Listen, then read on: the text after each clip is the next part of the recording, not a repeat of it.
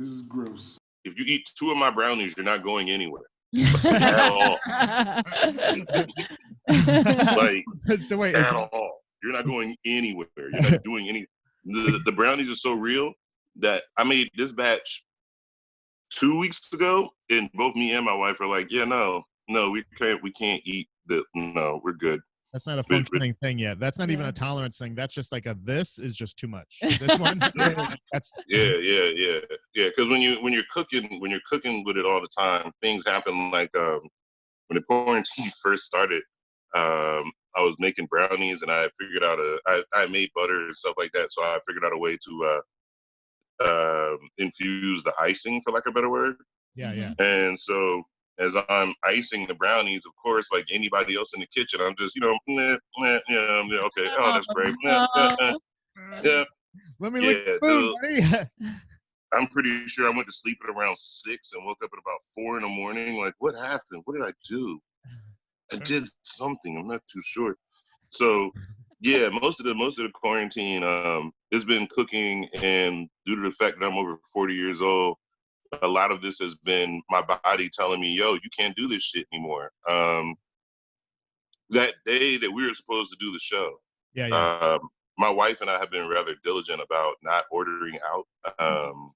That's hence a lot of the cooking in the house. But basically, we both were like, man, screw this. We're you know what? If they're kind of reopening, we're not going out in the streets, but we will take advantage of some of the food. Right. And help local businesses. Yeah, you kind of do the thing where you're like, all right, well, we're going to do contactless delivery. If this is moving forward, we have to try it sometime. Ease into it. Yeah, let's try it now. You know what I'm I mean? all for it. So I decided let's just start as high as we can and order the Cheesecake Factory. Yep. Which, yeah, we're gonna go. As my favorite rapper Redman says, if you're gonna be a monkey, be a gorilla. That's the way I look at it. And what's your go-to there? Like, you already gave him a shout out. Let's give him. What's your go-to on the menu? Oh, that's funny you should ask. I went straight to it. The chicken and dumplings is what I wanted. I wanted chicken and dumplings, which was fine. The chicken and dumplings was fine. That wasn't the issue. The issue was deciding, again, being a bit insomniac, waking up in the middle of the night and seeing I left the cheesecake next to my bed. And I don't know how other people act in the middle of the night, but I have a horrible habit of, like, I wake up and the first thing I need to do is either drink something to moisturize my mouth or eat the first thing I can freaking find.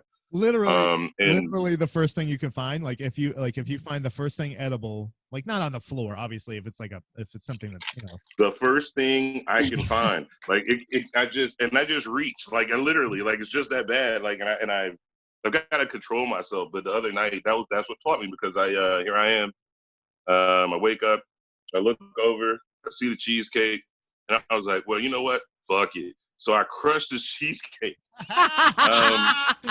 Crushed the cheesecake. Yeah.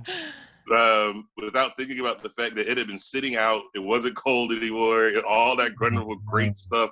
But I'm still thinking like a male. Like, you know what, man? I'm fine. Fuck that. I'm all man. I'm crushing this shit. I'm not sweating. So it's obviously it's room temperature. It's got to be, like, obviously it was sitting here before. The AC's on. That's what I was thinking. It's right under the vent. It's right. Before we move on, I want to just ask: have you ever planted a food there the night before, like anticipate? Like, do you ever this will be good later. This is what I'm gonna want. The answer would be yes. Because you have Skittles, like you're like, oh yeah, this is just here. Like you just keep Skittles on your nightstand. You know what I mean? Like, I do. Obviously, but I think that's a plant. I think you're like, I like Skittles. That's what my side of the bed looks like. Yeah, that's what hers. Yes. Like she has pops. She does the ice pops, like the frozen. I'm not mad. In fact, if I could. So I'm sorry. To be honest with you, if I could get a little fridge and just leave it next to the bed with drinks and cold shit in it, my wife knows I'd do it. I'd be happy as hell. I don't ask for much. Honestly, and after like a week or so of her like being like judging you about it, she's gonna be like, "Hey, could you keep this? Could you just keep this in there? Like, could you keep my sun tea in there?" Like, you know what I mean? Yeah. Oh, okay, yeah. Now, see, yeah, I think my wife. The only difference is that my wife, she wouldn't judge me. What my wife would do is, it would be here for like a week or so, right? the fridge would be here. And one day she'd look over and she's like, "Oh my God, I'm so glad that I gave you that idea. Yeah. You are so lucky that I am here to give you such a brilliant, brilliant idea." And me being the smart husband I am would be like, "You know what, dear, you are so right." Yep, absolutely. So right. Yeah. You are smart. Because you know what? It was meant as an insult. It was meant as a criticism, but you took it as a good idea. Oh, and she was just like, "You know what? I'm just going to take credit for that being a good idea." And then you're like, "Yeah, oh, absolutely, win-win." I'm sorry, I interrupted you with that. I wanted to. So you were eating cheesecake at 2 o'clock, 3 o'clock in the morning? Oh, it was about 4. It was about 4. Okay. And I crushed it. Like I made 2 mistakes. One, I woke up and ate it. And 2, I ate it with like the reckless abandon of like the Nathan's hot dog contest. Like I tore into that thing. Like I did not.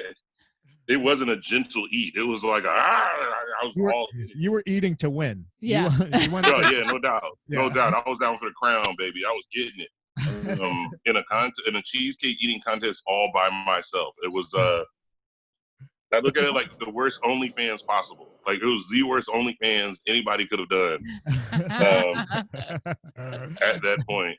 And when I went to go to sleep, when I went to pass back out, everything just started churning. Like and it was weird. It wasn't like a throw up turn at the grocery out. It was just one of those like I couldn't move, I couldn't get up, I was sweating, all kind of stuff. My wife was worried, and like because that's you could have like started it with like, oh, maybe it's the Rona. Yeah. Oh my God, what if this because that's the same thing. Yeah, no doubt. No, all of that is fair.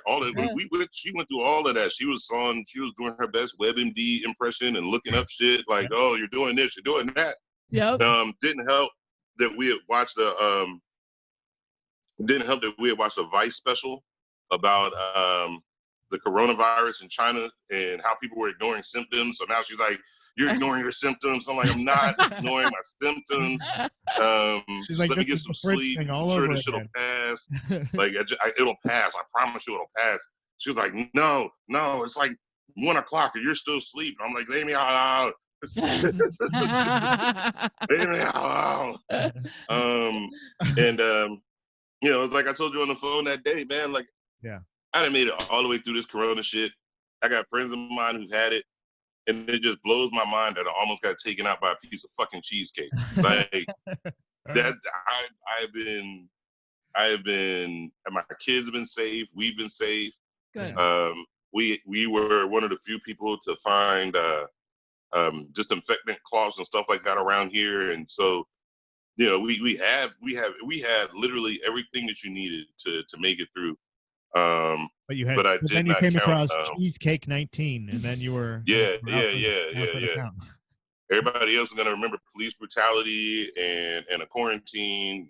Yep. I'm gonna be the only motherfucker talking about fuck cheesecake. You know what I'm saying? It's just how cheesecake is here to kill you. That is what it is all about. And you all sitting out here worried about the police.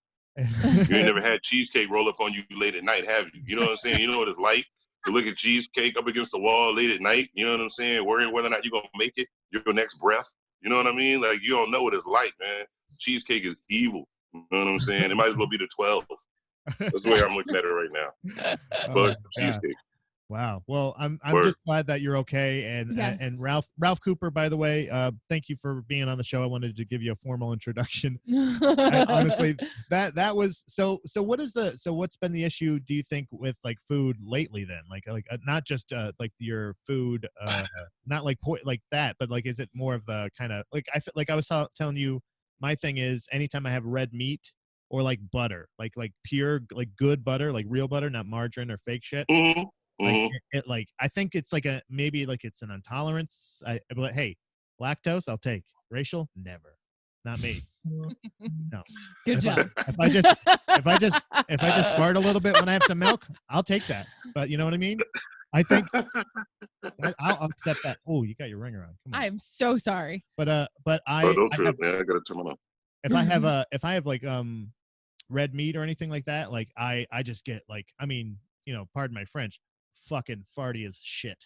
Do you know what I mean? Like, I think that's everybody. Is that French? You're not supposed to have that much dairy, like in general, and especially from another species. Yeah.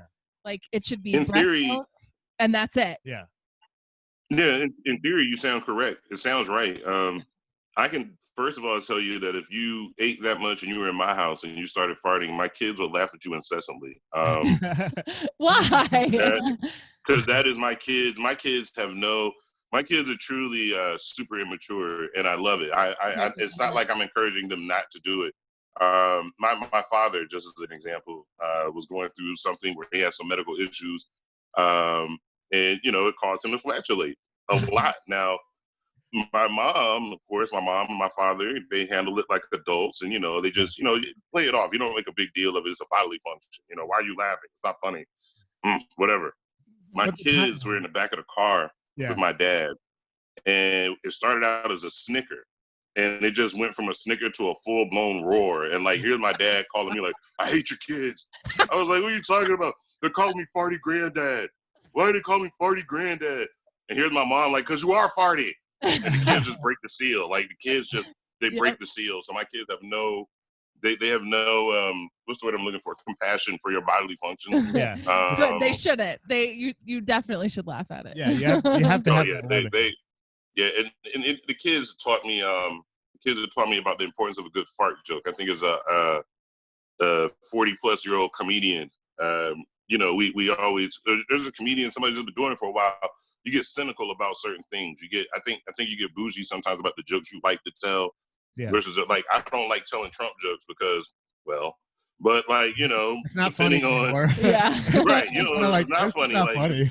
It's not funny. This dude is saying this. We could come up with the craziest dumb shit in the world, and he still hold my beer. So I can't make jokes about this too. Yeah. But I used to not be as an example anyway, but I used to not really be big on bodily functions as jokes. I used to really think that was hack until I had children. And I realized that my most well-crafted jokes that make every adult, black, white, or different, I can tell, I can make them laugh. My kids are like, yeah, that's not funny. That's not funny. That's not funny. I don't really care about racial injustice, Dad. That's just not funny. Yeah. And then all of a sudden, I crack a fart and they fall out. You'd have thought that I just told the best Chris Rock, Robin Williams joke ever. Yeah. So yeah, that's what they do. And as far as that they're welcome here anytime, because this is the Gross Domesticated podcast, and the gross is always the farts and burps. We do it freely. Yeah, sure. I've made multiple songs I've sampled my own farts and made songs out of them at least twice. You know what I mean? Oh yeah. So I'm having I'm a manager at a coffee company, and I have to have a lot of serious conversations just with staffing stuff. And so I'm sitting here having these conversations on the phone, and he's playing video games with his headset on, and he's belching. And I'm looking at him, I'm like, I'm on a work call, and he's just Rah! And I was, okay. That's what happened. I hope they didn't hear, but I don't know. They didn't say anything. I'm working from home. You know what I mean? I feel like if he's burping in your background and he didn't do Iron Man while he's doing it, then he's disrespected the entire house. You have to I am Iron Man. Yeah. You gotta be able to hit that. First of all. Yeah. What do you say? Usually burps. I usually say, when I burp, I oftentimes go burp. Yeah. So he usually says something. Or when I sneeze, I this is something I picked up from a friend of mine, Elliot. He'll say, anytime he sneezes, he says, fuck, and so that way it's kind of one of those things that I support all of that. I'm fine. I like all that. My wife, I've been married going on about 12 years now. Woo-woo. Congrats. And a part of making that work is figuring out when she should be able to kick you out of the room into a space of the house that is your own. After many years of working this out, now I just have the entire basement where I can go down there and pretty much do whatever I want. Because my wife used to do the same thing where she'd be on video calls or she'd be talking to somebody, and I'm not on the same vibe as that call. I don't know what's going on in that call. I have no idea what's going on in that call. But then they'll say something, and you'll hear it, and instantly I have jokes. I'm instantly, oh, word? Wait a minute, what did they say? They say ass rape? Who's ass raping in a corporate call? What is that? She'd be like, what Why are you even talking? Stop talking to me. Stop it. Go away. Yes, I can relate with that so much. Yeah, I am high level immature on a video call. I'm the dude when we're trying to talk with we're moving and such right now, and due to the way that the new quarantine works, sometimes you end up having to have a video call with potential people who will let you live in their house. So I'm the dude. Yeah, I'm the dude using filters. I'm the guy midway through the meeting asking, how do you feel about smoking? And I hit the one where you open your mouth and the flames shoot out. You know what I'm saying? Like that's your guy. I would be like, that is where I'm at. Yeah, me and my friend here are interested in renting your place. What do you think? Maybe nice. Me and Jean-Claude here. I like it. Maybe we can hang out. I like that. My computer is upstairs, but I constantly change my backgrounds on my Zoom to the tune of my favorite movie, which is The Last Dragon. Oh my God, are you kidding me? The Last Dragon? I have a copy right here next to my bed. I don't even tell you about that. We just don't eat that. Do not eat that. Notice this one. And notice this one is unopened. Oh This yeah. is my special one. This is the sleeping version. This is the one that stays close to the bed when I need the glow in the middle of the night. For protection. You know what I'm saying? Yeah. And I'm feeling scared. Oh my God. This is my movie. So I don't know if this is not a thing. I am not a person. You know how like people like movies, they're like, oh, it's so bad, it's good. You know, people like that. I think I don't know if we originally talked about this when we met at the church or that satire or not, but it was because I can't remember if I feel like I would remember if we talked about this, because that I like, with all due respect, I love The Last Dragon, but Bloodsport is like number one with like it's a half step above that. Like to me, it just got me before The Last Dragon. You know what I mean? It was the second to Last Dragon. I would say that most of my Last Dragon worship from a fan perspective comes from the fact that for the longest time I really wanted to be Sho'nuff. He was my favorite villain of all time. And I had a picture of him. He's a good villain. He's one of the best villains. Like don't you try. I showed her the preview of the movie. I showed her the commercial. What is it called? Trailer. Oh, Jesus. Yeah, the scene. Trailer. Yeah. And she's like, oh, that's the movie. And I think I kind of like I made that mistake because I don't like it. Ironically, I love that movie, and Sho'nuff is honestly, I think, like up there with like Darth Vader as far as like he should be the most iconic villain. Like he should be considered up there with all of those villains. Like, do you know what I mean? Like I don't know. Kiss my Converse, as far as I'm concerned, is one of the most iconic lines of shit talking ever created.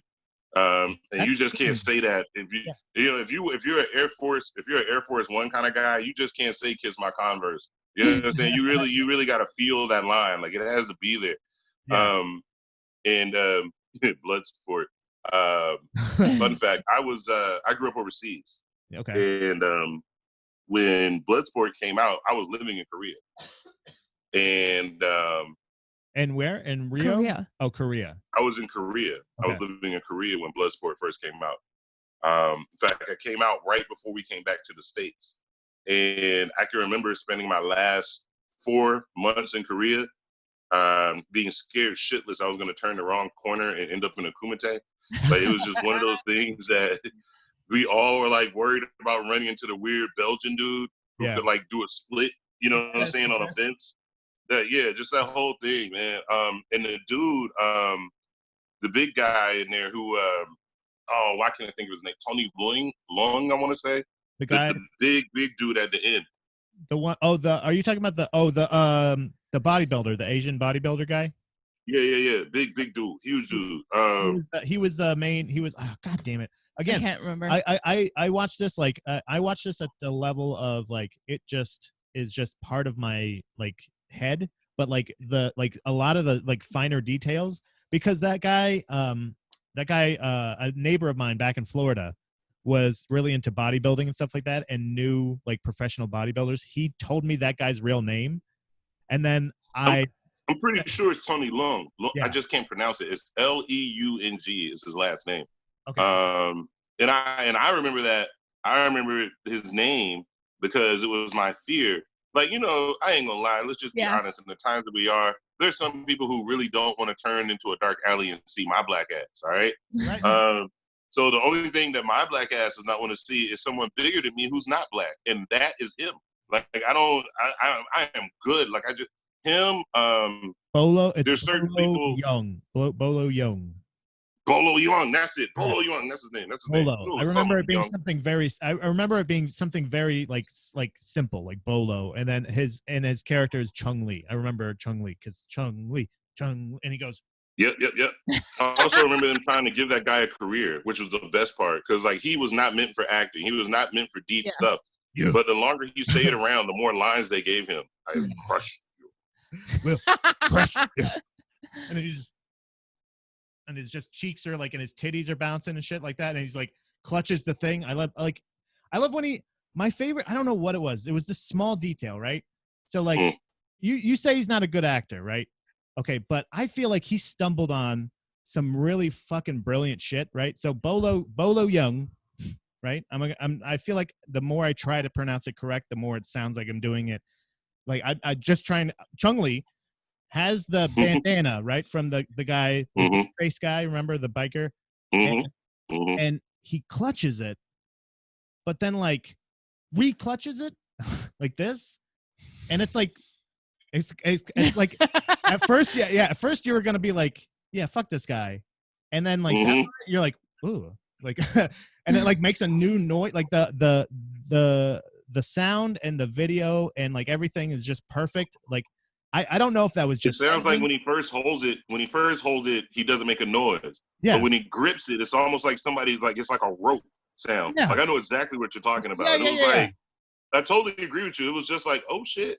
Like, you know what I'm saying? Like you just kind of pull back and be like, wait a minute. Chung, please. Oh shit. Please, Chung. And at the time, the action in the movie was something that you hadn't really seen. Right. Like that, you know, it wasn't a lot of like I used to wow, I'm a nerd. I really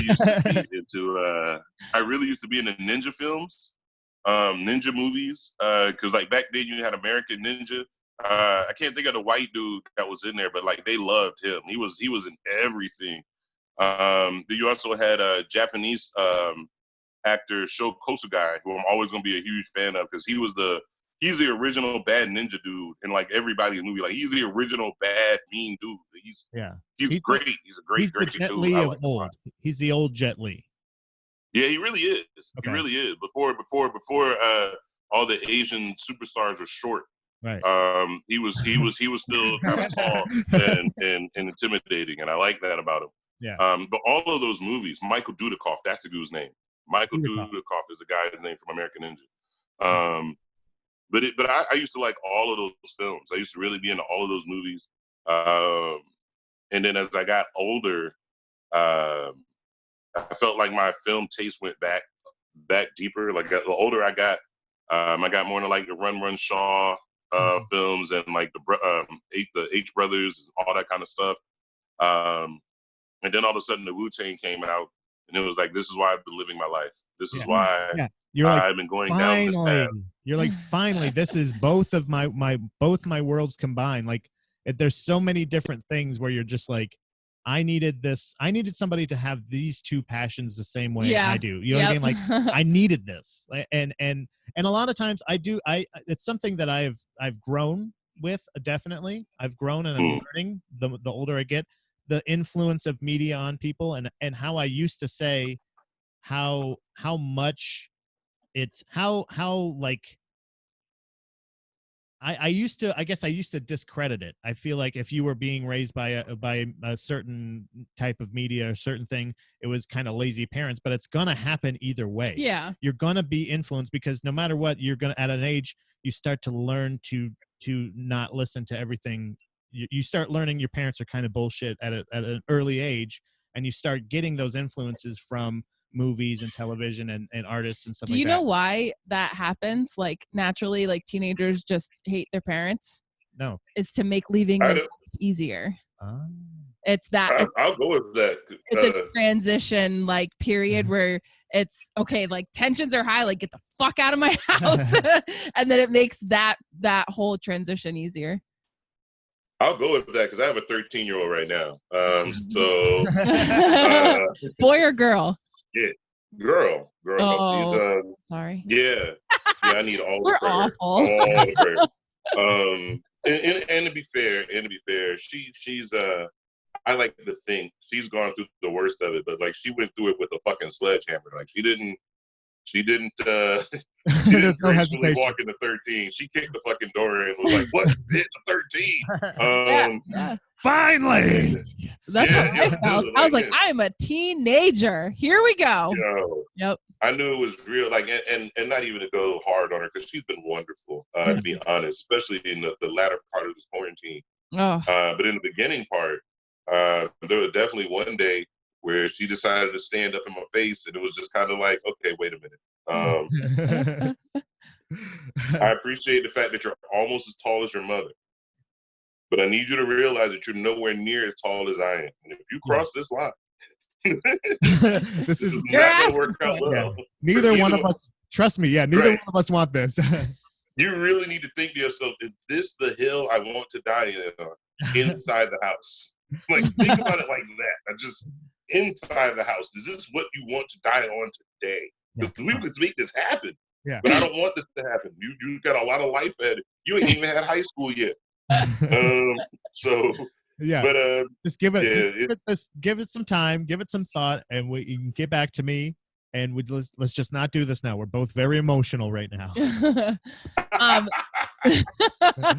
To go back a little bit, so you said you were in Korea. How long were you in Korea, and why were you there? My father was a major in the Army, and due to that, I spent the first almost half of my life overseas. So my sister was born in Germany. That was the first place we lived. From there, we went to Augusta. From Augusta, we went to Saudi Arabia. From Saudi Arabia, we went to Korea. And then from Korea, we came back to Virginia. Oh, wow. So you not a picky eater, probably, growing up, right? Not at all. No. If the car rolls it over the right way, I would probably eat it, no doubt.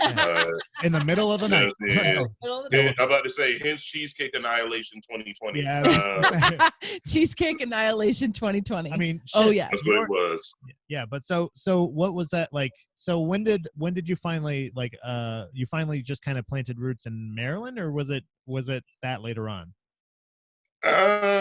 Planted roots. That's such a weird. Yeah, I guess you're right.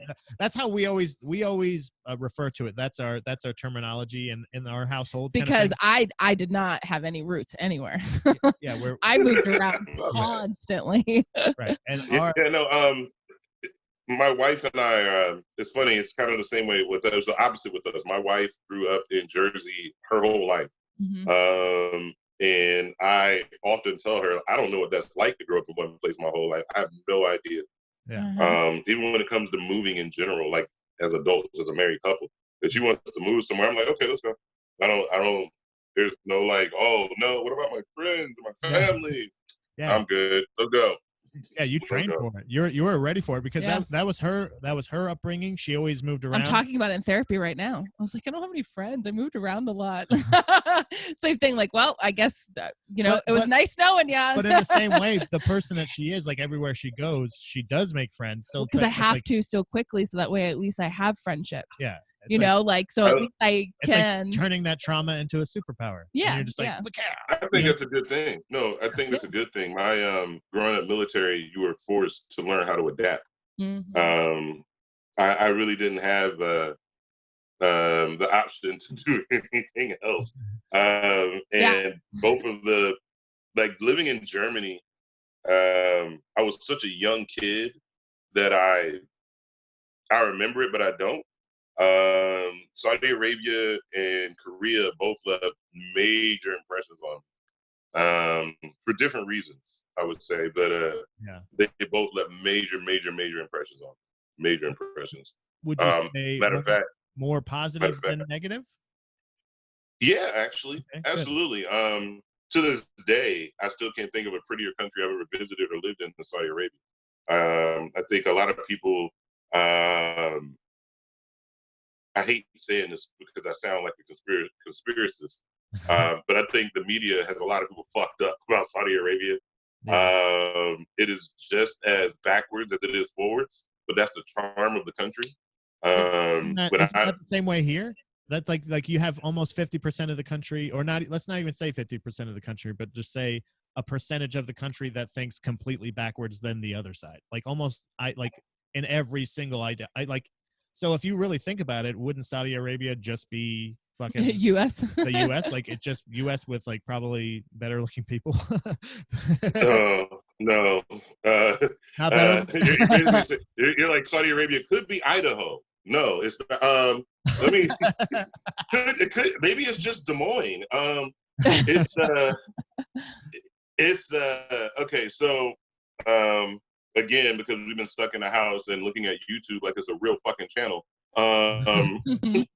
We saw that Saudi Arabia is trying to do tourism now. Like that's a big push for them. Apparently, it's a visa you can get and go to Saudi Arabia. When I was a kid, that took work. You could not just go to Saudi Arabia. Like it wasn't open like that.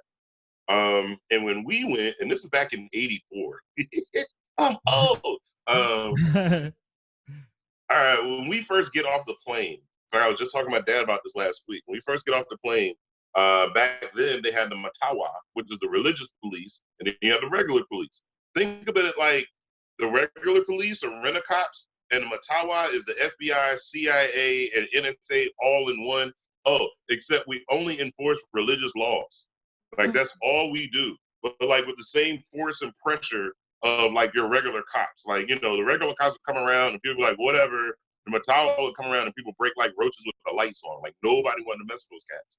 Jeez. So when we first get there, because again, I haven't been in the military a long time, so I don't even know if they still do this. But they used to do what was called in-processing.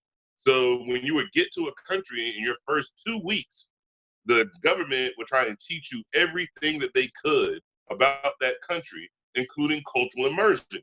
So when you get to Saudi Arabia, there's this place called Chop Chop Square. Now me, I'm a kid. I don't know no damn better. I'm joking with my dad the whole time. Maybe they have meat there. Maybe we're going to eat food. Yada, yada, yada. Whatever. My dad is making the same jokes. We get there and then we get to the place. They throw you out that mint green van. And there's a square. There's mad people in this square. And there's a dude in the middle of the square with his hand, like his left hand is on like a block of wood. And there's these dudes clearly talking Arabic to him. Now, we don't know what the fuck is going on. We're just kind of watching like, wow, this is a weird place to take a tourist, but okay, cool. All of a sudden, we hear somebody say something like, alhamdulillah, inshallah. And we look over and my man takes the sword and chops off my man's left hand.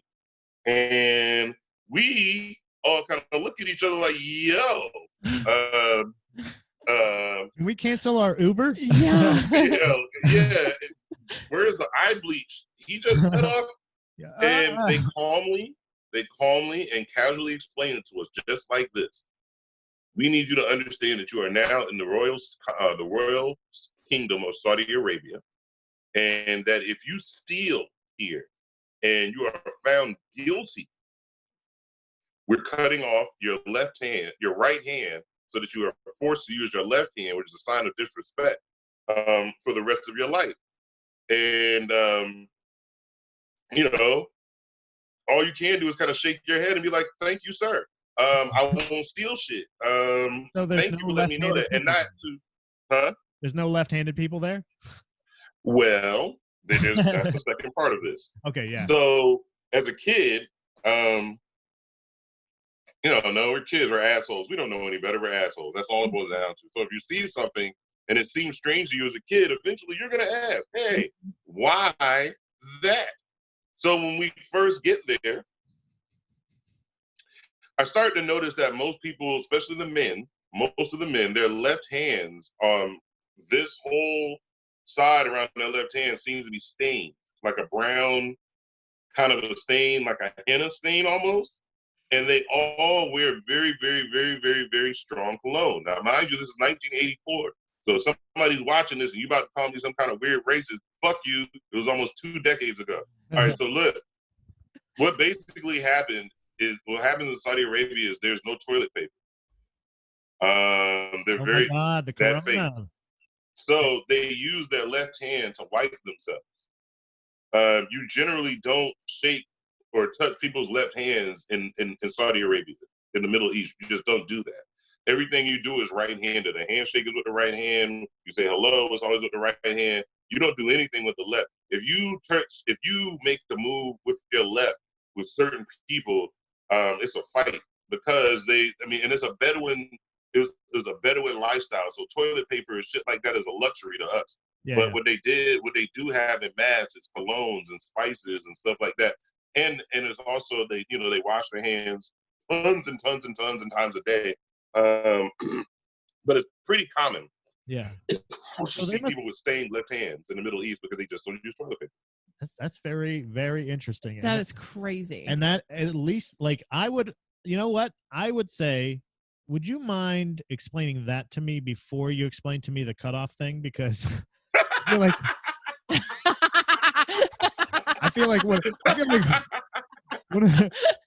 because I feel like you saw the hand cutoff thing outside the airport. The first thing I do when I get off the plane is dump it out. I go right into the anytime I'm traveling, I come back well, it would be military base. So the people that are coming in and out of the airport that he's in. Yeah. No. Oh no. No. Oh, just kidding. No, not at all. No, even worse actually. I would be in the airport at the terminal, like, oh man, I'm gonna go dump it out, and like go in there and be like, what? First, if I gotta be super, I would be coming out without a shirt on. That's what I'm saying. Shit. If I gotta be super real about it, Saudi Arabia, the airport that is in Riyadh is probably one of the prettiest airports I've ever been to in my entire life. It's a beautiful airport. But again, you got to remember it's 1984, and I'm in third grade maybe, and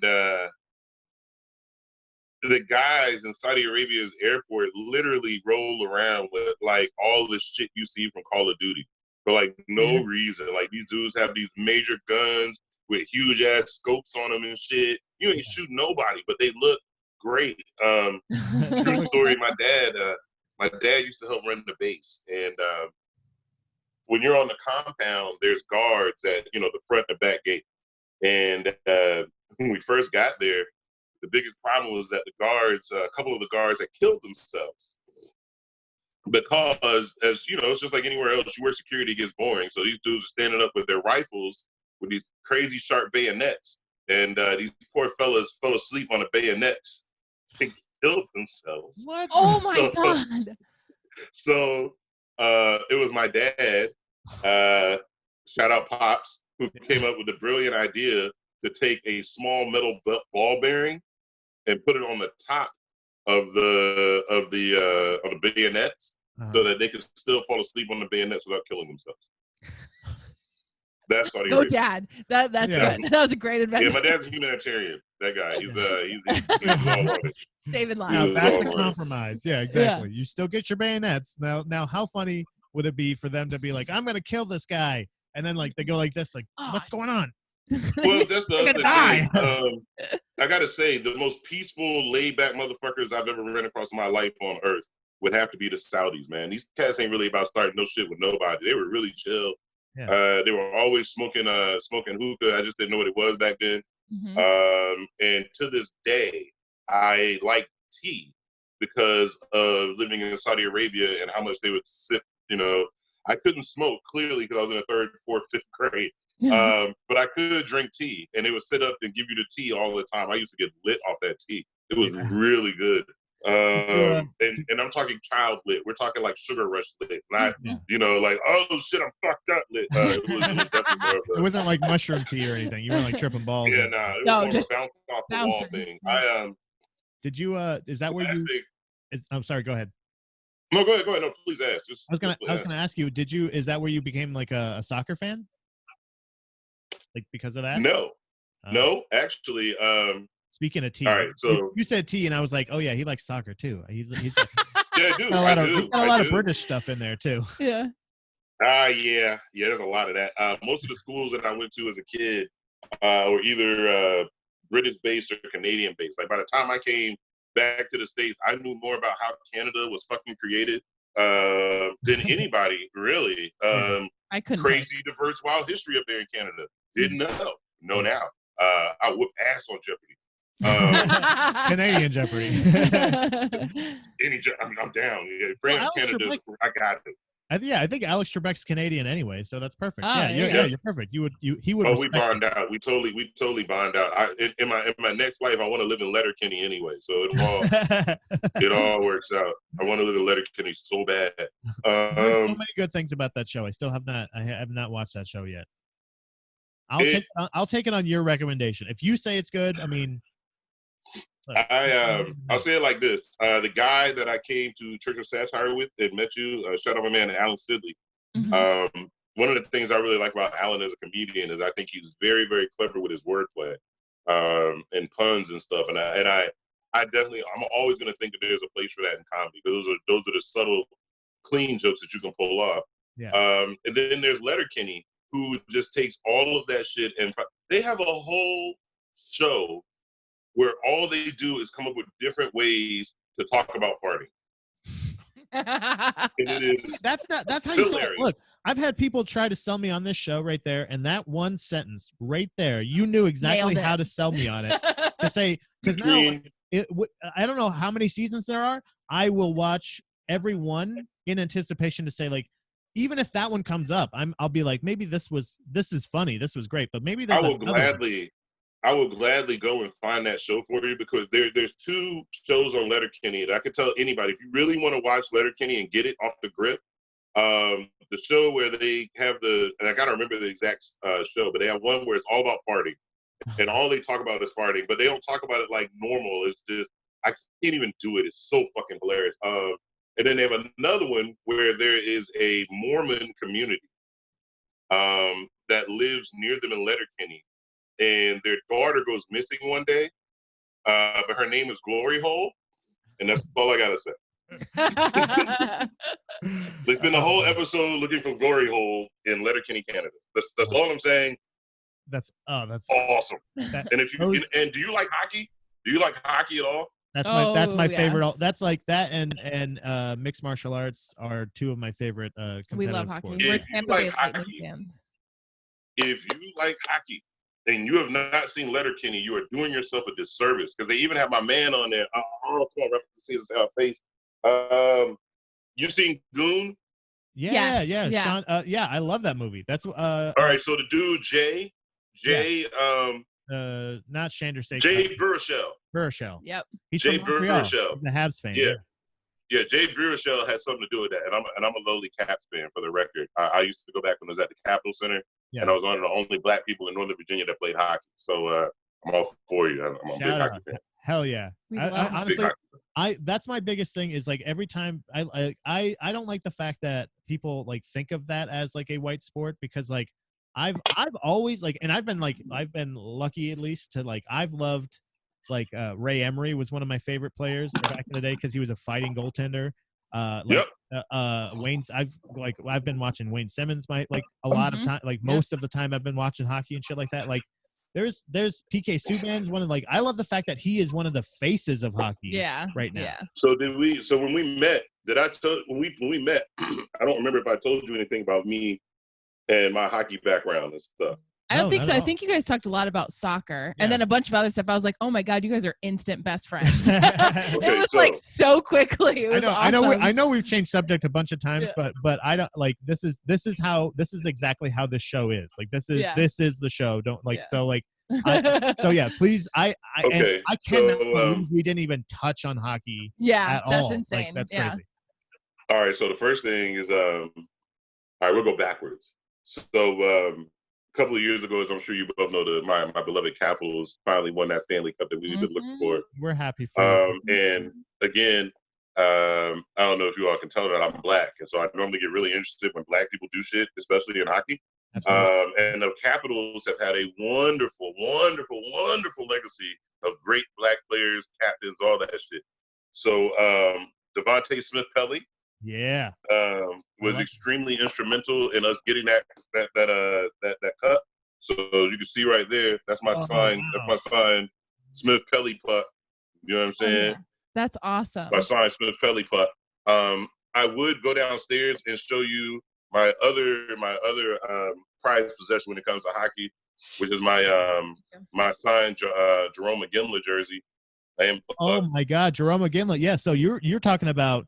So you were watching. I don't know if you were a hockey fan at this time, but Jerome McGinley was the captain of the Calgary Flames when our beloved Tampa Bay Lightning won the Stanley Cup. And I'm very aware. I was that fight with Lecavalier. That was like. I'm not gonna say that I cried like a grown man, but I will say that I shed a couple tears. I did, and I did, and I definitely threw up that night. I threw up a ton, and I watching my people. That one hurt. And I'll tell you why. Here we go. I enjoy this. So it was 2000 when they had the All-Star game in Los Angeles. Do you remember that? Yeah. Okay. I had just moved to Los Angeles, and even though I was working for a questionably black radio show at the time, it was still National Public Radio. Mm-hmm. So, I don't have to go into places saying, hey, I work for the black show. I just go and say I work for NPR. And generally speaking, white people let me into everything. It was nothing you just flash your tote bag and then they're like, sir, please go ahead. Oh, bro, the business cards, the NPR business cards looked like the logo, except it was just like an NPR. Yeah. And so like you literally just be like, yo, they wouldn't even say anything, they just let you go. So awesome. Using that knowledge, I might have stuck and figured out a way to cover the All-Star game when it was in LA. And I literally went to the game with the total intention of buying Jerome McGinley's All-Star jersey that year. And if I met him, I was gonna make him sign it. Like, fuck that. That's Jerome, man. Like, that's that dude. So the long story short is I did just that. I got the jersey made. I sat in the locker room with him after the game and talked all kinds of shit. Then when he figured out I was a black person that played hockey, it was a wrap. And he's like, you too? That's awesome. Word. Like, it was cool as hell. We had a great talk. And I ain't gonna lie, like everybody in hockey I've ever wanted to see or meet, Jeremy Roenick, Jaromir Jagr, like all these people were just there. And I was just like, I was mind blown. George Lefebvre was there. Like, all these people were blown. And was Gretzky still in 2000? I can't. No, he retired. No, he was just there. He didn't need to play, as far as I was concerned. Brashear was there. Like, everybody I love. He was probably there. He was probably like an ambassador or something, or something, or who else? Just 2000. I'm trying to think of, like, you said Jerome McGinley was. Yeah, Jeremy Roenick was still playing. All these cats. Marty Turco, right? Something like that. Yep, all those cats are still there. But so I'm leaving Aginla's locker room, and at this point, I've got my interview, I've got my jersey, I've got my puck signed. Whatever fanboy you could say history, I was in love. I was done. I was just like, this is the greatest day ever. As I'm walking out, I hear somebody say, "Hey, boy, what you doing back here?" And I was like, "Whoa, wait, boy!" And I turn around and it's fucking Scotty Bowman, and I'm like, "Oh shit! Hi, boy, I'm a reporter." He's like, "You want to drink a beer with Scotty Bowman?" And I was like, "Well, yeah, hell yeah, I want to drink a beer with Scotty Bowman." And we cracked the beer open, and the first thing he says, "I didn't mean anything by boy. I just didn't know what your name was, so I just wanted to." But hey, it's cool, man. Like, I'm not. Yeah. Fuck it. And I sat back there. You learn a Canadian six-pack with Scotty Bowman and went home. Yeah. Oh, that's so cool. Yeah, you learn like the greatest night. You like a lot of times it's like no, it's just like it's kind of like a Canadian it's like a affect or what is it like basically? No. Again, I'm a black dude working at NPR. I get it. Yeah. I get it. I got it. I knew what it was. I didn't really get upset at all. In fact, and to be really honest, to this day, it was fucking Scotty Bowman, dude. Like, who the fuck? Like, it's Scotty fucking Bowman. Like, what am I supposed to do? Like, say, hey, that's racist. No, motherfucker, give me the beer. Let's go. Like, I'm down. Whatever you want to do. I'm cool. For the next 20 minutes, you got me, bro. I'm in. So, no, it was what is wrong with you? My son has decided to crash. I'm on an interview. What's up? No, what's that? Hello. I'm interviewing with Mr. George and his wonderful wife. Hi there. Hello. We're talking hockey with your dad. Do you like hockey? Well, I haven't really watched hockey. No. Who do you like? I like basketball. You like basketball. And who's your team? Lakers. Nice. Really? Okay. I just learned something. That works for me. Now is the house divided? Is that okay? Oh, yeah, basketball is fine. I mean, I don't care about basketball. You know, basketball, they can like whoever they want. Football, truthfully, he can like whoever he wants, even though I'm a Cowboys fan. We have a friend of ours that plays for the Lions, so my son is also a Lions fan. But there's only one team in my house that's unarguable, which is Arsenal. Yeah, exactly. Sorry, I didn't know. I'm sorry. I didn't know that he was still in there. I didn't know he was going for a guess. I thought you were just waiting for. Oh yeah, no, he was looking dead at me. He said it the same time you did. He was like, yeah. Do you like soccer? Yeah. Well, he does, kind of. It's just like I don't really wear any of my Arsenal jerseys anymore because either I messed them up or either they're too small. Really, okay. I just like Brazil, Arsenal, well, kind of Arsenal now. Brazil, France, Paris. Paris Saint-Germain. And that's really the only one. That's what I love about Benfica hockey. Anymore? Huh? You don't like Benfica anymore? I kind of. Okay, you kind of like Benfica. I mean, okay, go right now. Go bye. It was nice meeting you. Thank you. Say bye. Bye. Bye.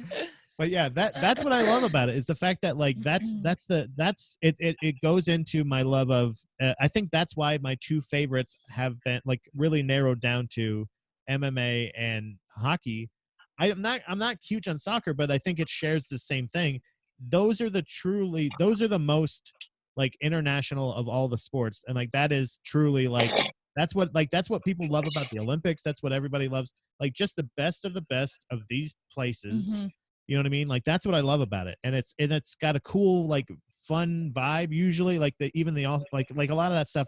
All-Star Game is kind of fun like that, but not as much as like the international. Like this Brazilian guy, his karate against this American guy's wrestling and boxing, like or something like those things are like cool. It's the same way like Sweden's influence. Like how does Sweden's hockey program meet Canada's, which is, well, let me fucking guess, sorry. Oh yeah, he's got no, you're dead on. You talk about hockey the same way that I actually talk about soccer, to be honest with you.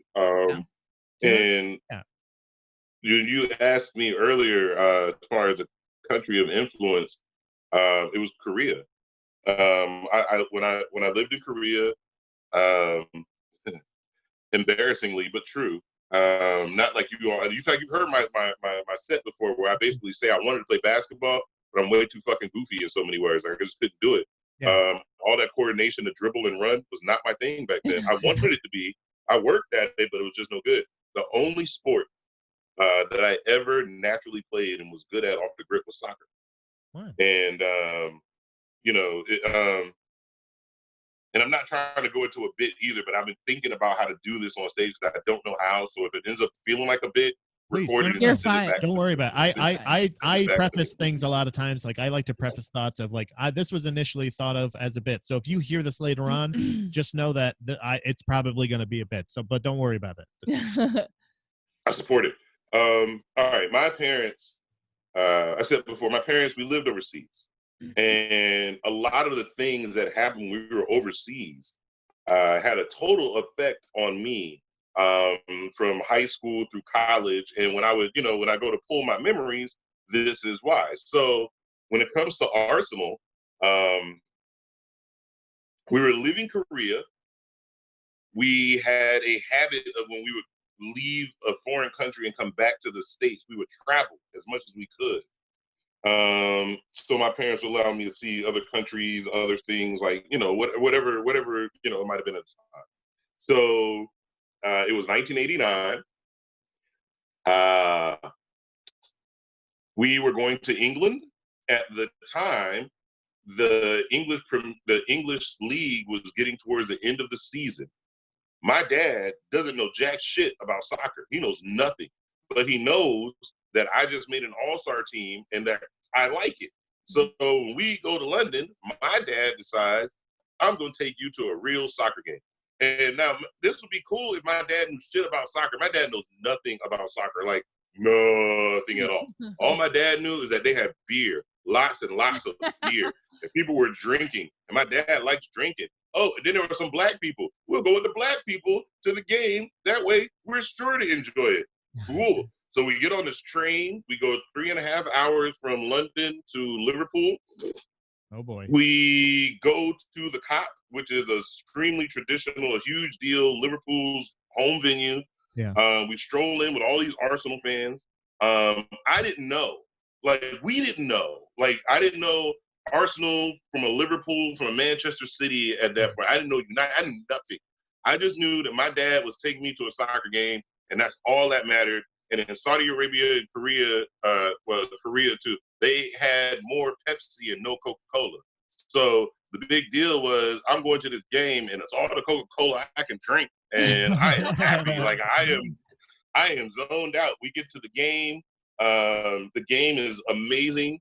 Arsenal, Liverpool had the baddest black guy in the world at the time on their field, but Arsenal had more black players on the field. So instantly now I'm cheering for the team with more black people. So like, I'm really zoned out. 1 minute left in the game. The guy from Arsenal scores a goal. Arsenal wins. The whole ride back, these cats were just hella geeked and drunk. I had no idea what I was at. To this day, my dad still dismisses the thing like, that fucking soccer game, I don't even remember. I was drunk. You're like, I was sugar drunk. That game literally changed my life. Once I got older, I realized that I was honored enough to be at the 1989 game where Arsenal beat Liverpool 2-1 to win the league title that year. I didn't know. We didn't know where we were. I didn't know. And you know, as I got older and Arsenal got better, all of my teams that I liked got really good right around the time I was a senior in college and going through senior in high school and going through college. So every team I liked started kicking ass. Cowboys started kicking ass. Duke started kicking ass. Arsenal started kicking ass. Like, everybody started kicking ass right around the time when I'm old enough to be like, I'm a fan. Yeah. And it wasn't for years until I went back and started doing the research and all that shit. I got ticket stubs, everything to prove it. But my very first Arsenal game was Arsenal 1989 versus Liverpool. How real it is? Yeah. How real it is? Go on Netflix. When you get off this call, go on Netflix and look up 89. Okay. Go and look up the documentary called 89. And while you're watching that documentary, I need you to realize that I was there. Oh, that's awesome. That is so cool. It was huge. That's huge. Like that. Okay. So one really quick Capitals related story about this, about being there.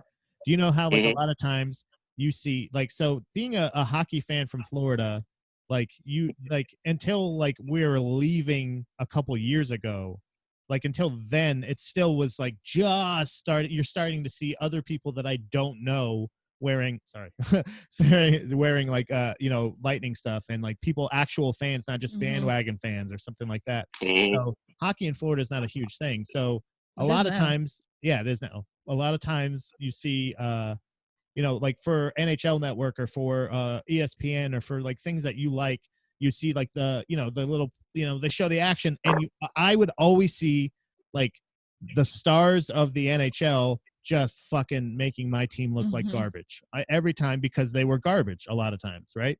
So there was a highlight a couple years ago on Braden Holtby, and we were at that game, like where it was Nikita Kucherov's like no touch goal that he had, that the same one that he got on him in the All-Star game.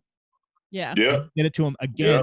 We watched that live, and we were like we're just out of frame of like even the clip they play in the highlights, and I was so proud of that. So like that, I totally identify with that, but I cannot believe but that is on such a smaller scale that I'm like these two Letterkenny I and have 89 are two movies that we're definitely gonna check out. But I have. It's funny. It's wild you say that because it's one of those things where you think about it, but you don't. Yeah. I tend to tell my kids how blessed we are, and my wife has had some crazy experiences before I met her. I had crazy experiences before I met her, and you tell people the stories and they look at you like you're nuts. Yeah. I was, and if you slow it down and you look, you see me. I was at the 1988 Seoul Korea games when Ben Johnson whooped Carl Lewis's ass. Oh, I saw it in person. I saw it. He whooped his monkey ass. And I don't care what kind of drugs he says Ben Davis was on. I know that day he whooped Carl Lewis's ass. Like, he whooped his ass. Like, I still have never seen a man move that fast in my entire life. I saw, I was at the venue when the fight broke out between Roy Jones Jr. and the Korean national team because he got screwed. That we were lucky. I think that's the right way to say it. But we were lucky. Right before we left Korea, we were there for the Olympics, like from the beginning to the end. Oh wow! And I got to meet Jackie Joyner-Kersee. I got to meet FloJo. I got to watch the U.S. men's basketball team lose after they said they were gonna come on my mama's house when they won a gold medal. That really hurt.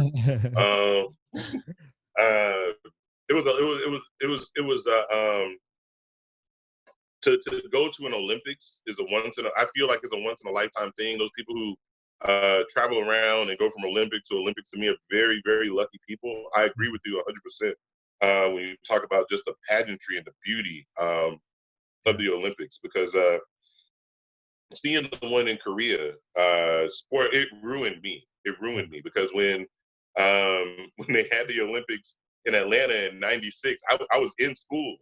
Matter of fact, because I'm old enough now, and I guess I'm not embarrassed about it. I was a member of the Morehouse College Glee Club, which in theory means I can sing, but I can't really sing. You can sing with a bunch of other people drowning you out. Like, that's how I do it too. Oh yeah. I was really happy to get drowned out. Super happy. I never knew the words to songs. I would just sing a song that everybody else was singing louder than me, and I just be like, yeah. The Glee Club was super coordinated. Singing. I can't even do it anymore. Kosa songs. XHOSA. Kosa. That's the African language that has the clicks in it. Oh man! Oh so wow! I need you to imagine, singing and having to hit the clicks while you sing. That's the Glee Club, and that was not easy. And that doesn't sound very gleeful. That seems like that was really hard. Me being the petulant dick I was at the time, I could have sang and stayed in Atlanta for the Olympics. But let's just say, without going into the story, I got into a bit of a dispute with a classmate, and basically decided like, oh, so you're gonna wave this over my head like a banana, like, oh, if you do this, you get to come to the Olympics. Joke's on you, Jack. I've been. I went home. I already had my moment at the Olympics. It's funny that I don't need this shit.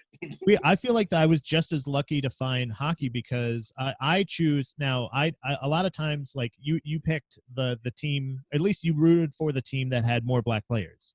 Like, that's how you seeked out that team. In hockey, I don't know if you know this, but if you want to have the team with the most white players, that's kind of just all of the teams. So I go by where I was born. I go by my hometown. I say, who's New Jersey Devils? So the year that I said, I'm interested in hockey, I think I'm going to give it a shot, I'm going to follow it, happened to be their 1999 run. I think it was 99-2000 run to the Stanley Cup. And that was Marty Brodeur. You had Scott Stevens. I mean, like that team. That was a mean-ass team, man. That was a mean-ass team. And that was so I got so lucky the fact that I was just like, all right, well, at random, I'll pick that team. I'll follow those guys. And let's see. And it was just the most exciting season. And you're like, I love hockey. And I love hockey. And then I was like, well, let me check out my hometown team, like where I'm living right now, where I'm growing up, wherever I've you know what I mean? And that was when the Lightning started. They started at on Fairgrounds. Yeah. Like in a circus tent. A circus tent. It was so bad. If they enjoy to say my former business, in full disclosure, I was a Florida Panthers fan when they first came out. Oh, okay. And the reason I like the Panthers was because I ain't gonna lie, I love the Panther on the uniform. It is. That's all it took for me. I was like, even their new uniforms. And I love that they have the Florida flag on it. It just looks so cool. I agree. Yeah, I agree. It is. They do have really cool jerseys. They have the palm tree and the cross hockey stick. Like that's like. Because I love a symmetry kind of thing. And that's the Capitals. I didn't realize. I think until the best I logo. went to a game was realizing, oh, that's an eagle head. Like I didn't. And it's a W. And the W and the Capital. And I was like, oh, that's genius. I told her. Beside from the Hartford Whalers and probably the Montreal Expos. Oh no, I'd say it's that one and then Montreal. I feel like it's that Hartford Whalers jersey. I'm always gonna be a fan of that Hartford Whalers jersey. That shit. I'm a big jersey person, for the record. I'm a hat guy. I don't know if I think I showed you the picture that I had with all my Arsenal kids. Yeah. You were. I think you were wearing one. You were wearing one. Yeah. That's very possible. At any given fucking time, actually. I'm always I have to stop myself from wearing Arsenal jerseys, to be honest. I'm a huge jersey fan. I got a whole closet downstairs just got all my jerseys in it, period. Like, it's just, I'm a huge fan of jerseys. Matter of fact, 2 years ago, I want to say, my mother-in-law and that side of the family brought me this huge book. It's called The Arsenal. It's a whole book. It's like huge. And it's only strictly about every Arsenal jersey ever made from 1886 till now. Like it's just, and it just breaks them down. Like it talks about the cotton that they use and early performance gear versus later performance gear and all that kind of stuff. And I love all that shit. I love it. I love it. That is definitely my thing. I love. Matter of fact, during the quarantine, I posted it on Instagram when it happened. I have a friend of mine that we used to live across the hall from each other. And then, as I'm sure you've already kind of figured out, being the black guy that likes soccer, playing FIFA, I'm kind of rare. Like, I don't really meet that many people who normally are like, oh, me too. Yeah. My man, his name is Omar Lorza. Shout out to him. He's a Marine. He's a great, great guy. He stayed across the hall from me. He's Mexican. And we would play each other in FIFA. He had a PlayStation, I had an Xbox. I go over his crib, play the PlayStation, with my crib, play the Xbox. Totally talking shit to each other the entire time. We both have young kids, and we get along very well. And we were staying across the hall from each other a couple years ago. Mexico was playing the U.S. for whatever reason. I come over to the crib with my U.S. jerseys, all my, I'm showing off, coming over with my jersey on. He was like, "Oh, word, I got a jersey," and he goes in the back, and he comes back with the most broke dollar store Mexico jersey I have ever seen, and I just let him have it. I was like, yo, like, you're a Marine, you got a job. What are you doing? Are you fucking kidding me? Like, oh my God. And we ended up watching the game, and when the game was over, I went back to my house, went into my collection. I had like 4 really nice Mexico jerseys. All of them were fucking official, because I believe in that. And I took one of my smaller jerseys because he's like, I think he's Marine, he's in shape. He wasn't gonna be wearing the double extra large, whatever. Yeah. But I took him Mexico jersey and I said he'll have to clip it in the back or something like that, or like sew it up. Total clip, like 3-4 rubber bands, the whole damn nine. I gave him the jersey. He was, in soccer, there's a whole tradition of like at the end of the game, you swap jerseys. Yeah. But I told him I like my jersey and his was shit, so you keep this one. And consider it like a sign of our friendship. You know what I'm saying? I really don't. In the whole time that I've been collecting jerseys, I've given away 4. Wow. And I know exactly which 4 are, and I know who I gave them to. I don't give away my jerseys. I'm real funny about the cotton, and you know the length, and you know the stitching on it, and you know who made it and the manufacturer. I know the record of the team that year. Yeah. All of that shit. Yeah. Oh, I'm horrible, B. I'm horrible. There's such a connection here. You have no idea. I mock people for fake jerseys at games too. At games. All the time. At games. My wife won't go to Potomac Mills with me. Are you kidding me? Yeah, there's a soccer stand in the middle of Potomac Mills And every time I go, my wife will not let me go. Like, you could turn a corner and it's in the middle. Yeah. And she will stop me. We will walk all the way back around. Because, like, every time I go, I lay these dudes out like, well, you got these fake-ass jerseys? That's fucking bullshit. You got these fake-ass jerseys? Y'all need to be ashamed of yourselves. Fuck out of here with these fake-ass jerseys. My wife be like, they are just trying to make $1. Fuck them. No, I'll go. It's not cool. I get him from her. Like, I'll get this, the nudge, the shut the fuck up kind of, like, because it's always Canadians. I go, I sit there and I'm standing behind them. You know how the line for the bathroom, like, snakes outside of the men's room. So, like, she's not in the bathroom. She's just kind of watching me wait for the bathroom. And I'm sitting there and I go, hey, babe, like, not even hiding it. No. He's right in front of me. Hey, babe. And I go, fake jersey, Canadian fake jersey. I said, how much do you want to bet these guys are Canadian? And that is what it was. Like, how much you want to bet they're Canadian? And they turn around and they have, like, bright red cheeks because they've been at the beach all day, and they have, like, a Disney World hat on, and you're like, fucking Canadian. Told you. Especially in Florida. Yeah. Especially in Florida. So I'm just told you. Oh, so you like Stamkos, but you don't like him enough to buy an official jersey. Yeah. But okay, you know what I mean? Like, that as my man would say, that grinds my gears, man. If you like your squad, like your squad, but don't be wearing no fake shit, man. You wear fake shit, you're a fake fan. Because you're representing them. You're showing you're not gonna wear artificial, like, fucking. And I'm not gonna buy a jersey. Like, if it's not my team, I'm not gonna buy a jersey. I'll buy a shirt or I'll buy a hat. Like, because we've done that. Because our bucket list is to go to all the original 6 teams at home, and that's part of hockey. So I'll get a shirt, he'll get a shirt or a hat. Like, we usually, do like. And we root for the home team that it's at. So, like, when we went to Boston, we never see them play against the Lightning. Yeah, we won't because we can't for root. you. Yeah. So we just go to a random game, or if it's a good matchup between those two teams. We saw Boston against I feel, and then we saw. I feel the same way. You're right. I feel the same way. I can't. Arsenal's come to the States a couple of times, but since I know the game is like the bullshit summer game, I normally don't get upset about seeing it. But I won't watch it because it's bullshit. Like, if I can't go over there to watch the game, I don't believe in watching it. But on the same tip, I used to review video games for NPR for a while. As a result, you end up meeting people, and I knew the guy who was the guy who created Winning 11, which is PES. That's the other alternative soccer game. So they had a thing where Barcelona and Chelsea came to the States and played a game at FedEx Field. And to know me is to know I hate both of those teams. Passionately. I passionately hate them both. I hate them both. Oh, and the guy called. Hate. Yeah. Oh yeah, I got sports hate all day. Don't even start talking about Tottenham or the Redskins. Jesus Christ, I can go for hours.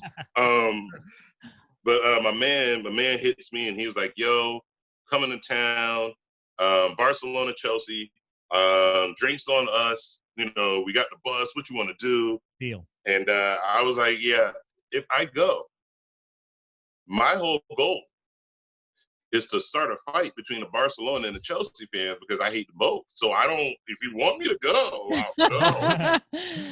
I'm just warning you in advance that I am coming to start the shit.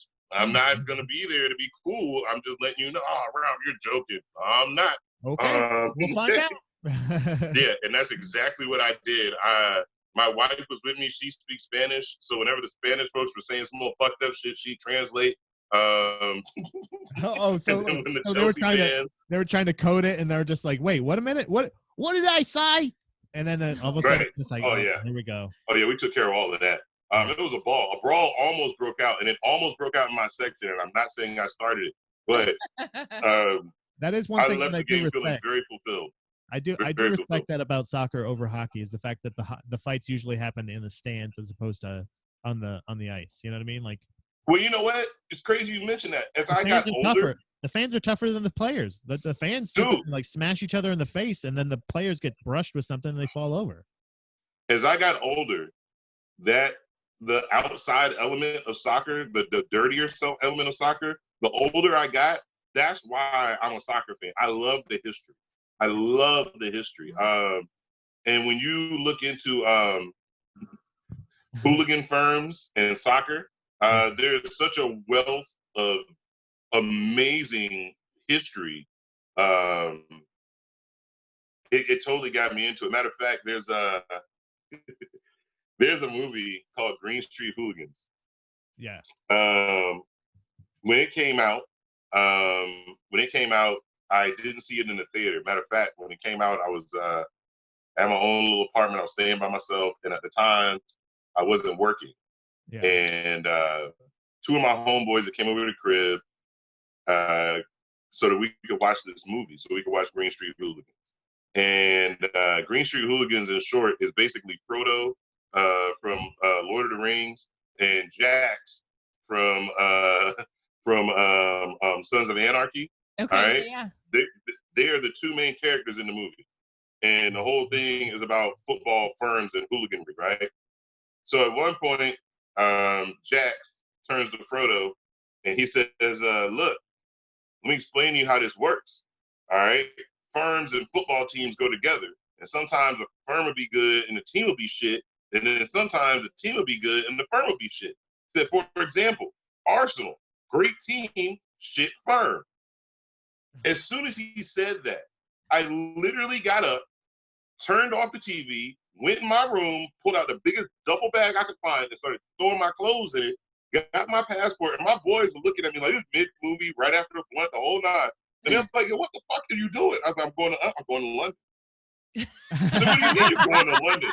I was like, man, that dude just said Arsenal had great football and a shit firm. I got to change that.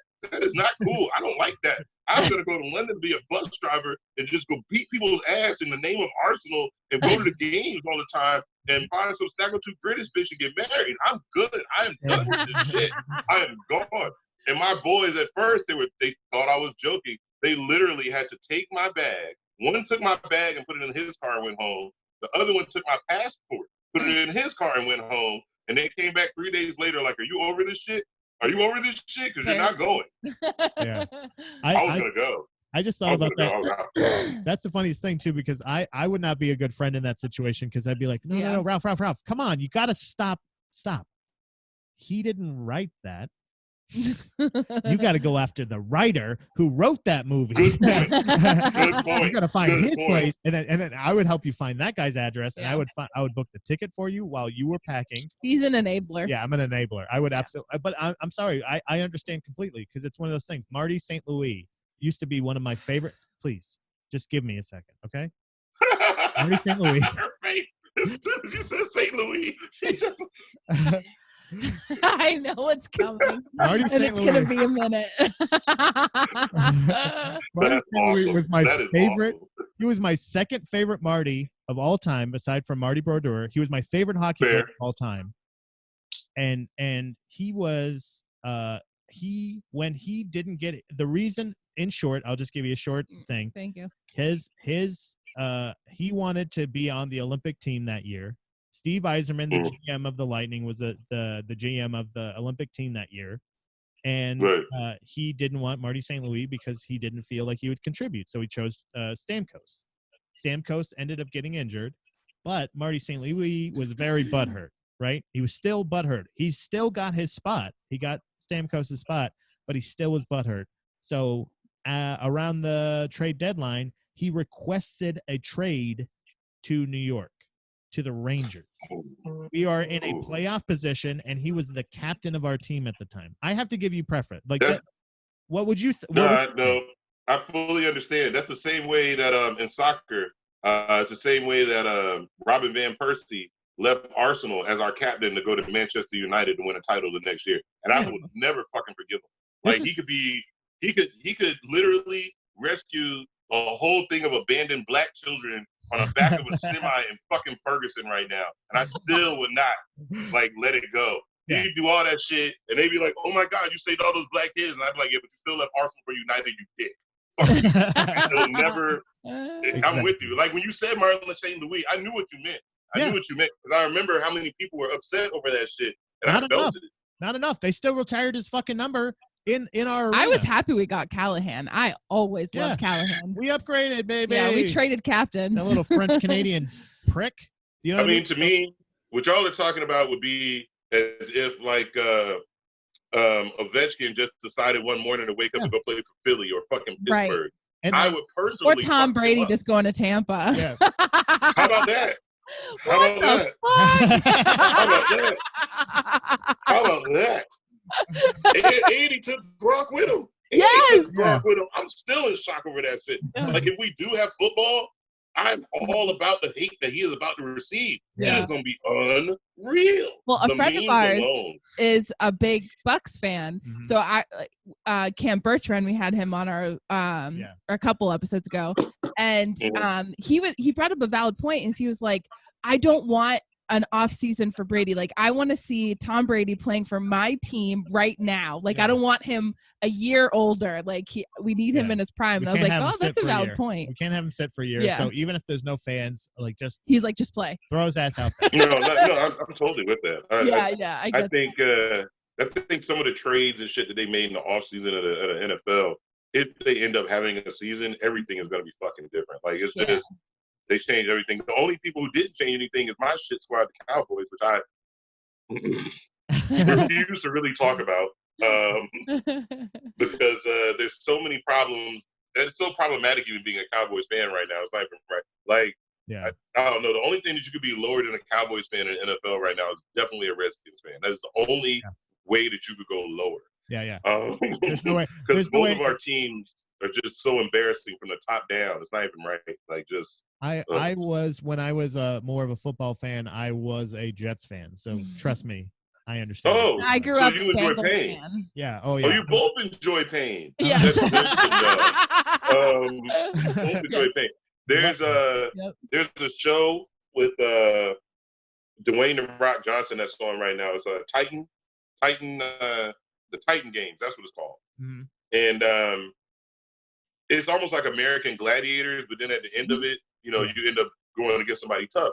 So this season, they kept talking about this brand new season. I think it's only like 3 or 4 shows in. They keep talking about this super badass football player, Joe Thomas, 10-time NFL Pro Bowler. And then they quietly sneak in the fact that this dude was a 10-time Pro Bowler and played his whole career in Cleveland. No. You can't be the best in Cleveland. No. Every episode, this dude makes a joke about getting a win. Every episode. And it's like, after 10 years in Cleveland, you should make that joke. Like, there's no way in the world. You're overdue. Right, you're overdue for a win. And he's talking about I'm going to protect this mountain like I protected my quarterback. And I was like, oh, that mountain's in trouble, bro. Yeah. You play for the Browns. Are you talking about Cousins or are you talking about Manziel? Like, you talking about Johnny Football? That guy? I don't know. Johnny Football and every other shit quarterback that played before him for the last 10 years. This has been the dude that got all of them fucked up. Like, as far as I'm concerned, I don't understand how you are a 10-year Pro Bowler and you played for Cleveland your whole career. Yeah. Your whole career. Everybody in the NFL was whooping your ass, but then they come back at the end of the season and be like, but that Cleveland game, we blew them out. That offensive guard, that was a tough motherfucker. He was hard. That one guy, as long as you didn't go right, you were fine. I mean, there's nothing. Man, you go right, you were catching an L, but that's why we just means from the left. He had a social media presence. That's basically all that meant. Is he could get the fan vote. You know what I mean? We got I think I said it earlier. We got a friend of ours that's a family friend of ours who's playing for the Detroit Lions right now. And I like the kids. Will Harris, great kid. But it's just funny. Again, you never know how the world works on you. When the Lions played the Giants this year, the Lions beat the Giants. Thing is, in the middle of the game, Saquon Barkley, all-around hoss, bad motherfucker. Saquon Barkley is running up the field, and he runs over Will something vicious. It is just full-blown, like, truck, like, you see him take his hand, and his hand hits the helmet and his elbow, and you see him, like, running over him. Just, it is the worst.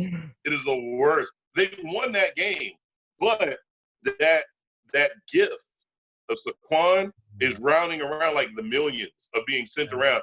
So, like, you see, like, if you ever see, you'll see, if you look it up, you'll see it's Saquon Barkley, and he's running, and you see the words Harris. When you see Harris, that's my guy.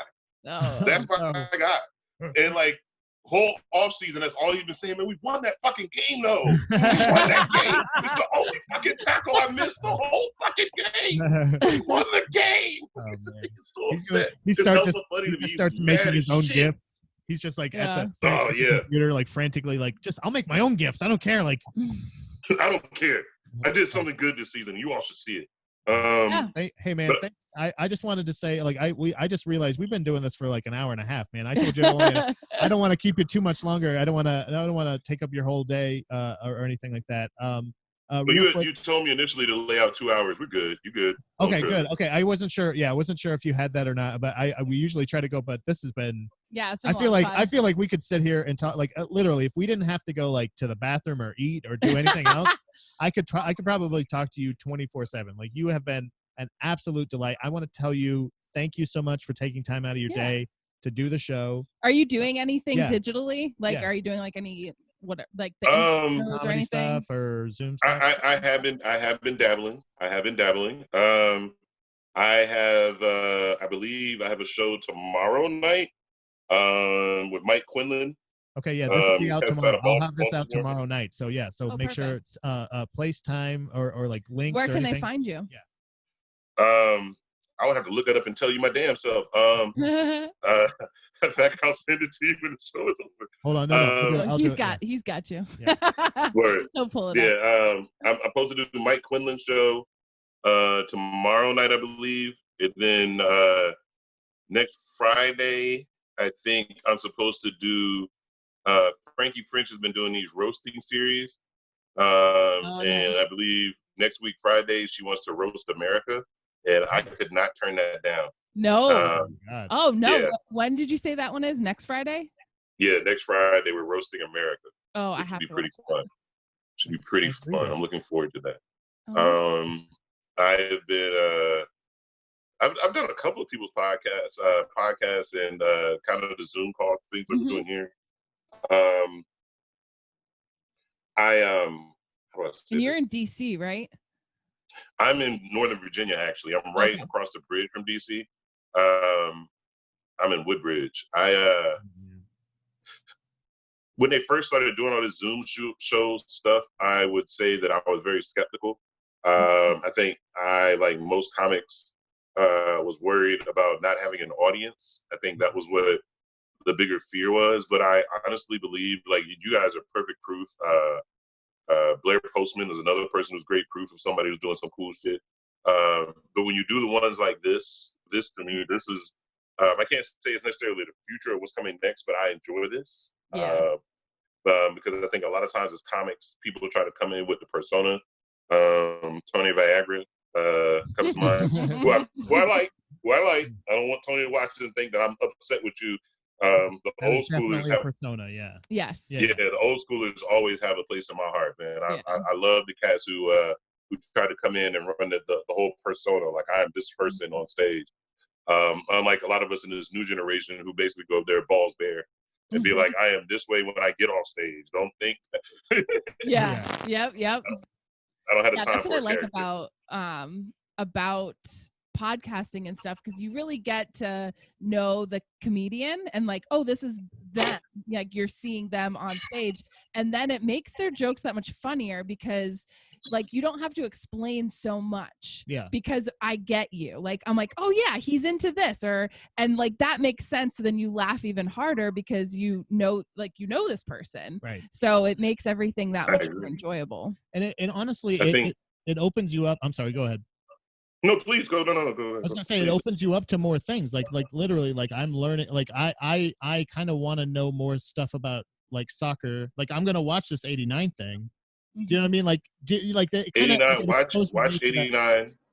Make sure you watch 89. Make sure you watch Green Street Hooligans. Yeah. Matter of fact, you should watch them in reverse order. Watch Green Street Hooligans first because that's more of a movie. 89 is full blown hardcore documentary. It is a doc. We love that stuff. Yeah, And I was going to suggest to you, I'm sure you've seen it already, but if anybody else hasn't seen it, is a movie that initially made me respect a soccer fan or like even like is the movie Mean Machine, I believe it was called. And that's like The Longest Yard, but for soccer, and it's starring Vinny Jones, right? Vinny Jones. Yep. It's Mean Machine.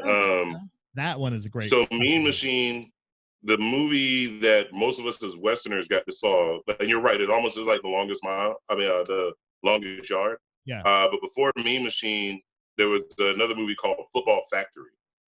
And Football Factory, I really, and I'm pretty sure it's probably not the right thing to say to anybody, but I really got into like British goon culture, casual culture for a minute, because I don't know, I like the style. I like the fact that these guys are just full blown assholes. I'm always gonna they're pure fans. They're like when some fat dickhead from Wisconsin says he's a diehard fan, that just means he likes to eat cheese in the cold. You know what I mean? Like these guys. Am I allowed to smoke on your podcast? Yeah, I don't give a shit. Yeah, go for it. Oh, great. Because you see me for the last couple of minutes. I'm fixing around with this fucking cigarette, and I'm like, no, as long as you're okay. Peer pressure. Online complainers. All right, I'm good. No, I don't know about those people. No. Yeah. but that's the thing is like that's the kind of thing of like that's where I respect that. Like that they are, when you say die hard, they are die hard. Now I want my family exposed to that. No. But yes. Still one of those things. Totally. Are you kidding me? Yeah. My kids? Yeah, hell yeah. Yes. I was gonna say, I guess your first experience was exactly that. Was like two diehard. But it was, but it wasn't. It was almost like going on a football. It was almost like going on a bus trip. If you've ever been on a bus trip with old people to a football game, it was almost kind of like that experience, except we were on a train. How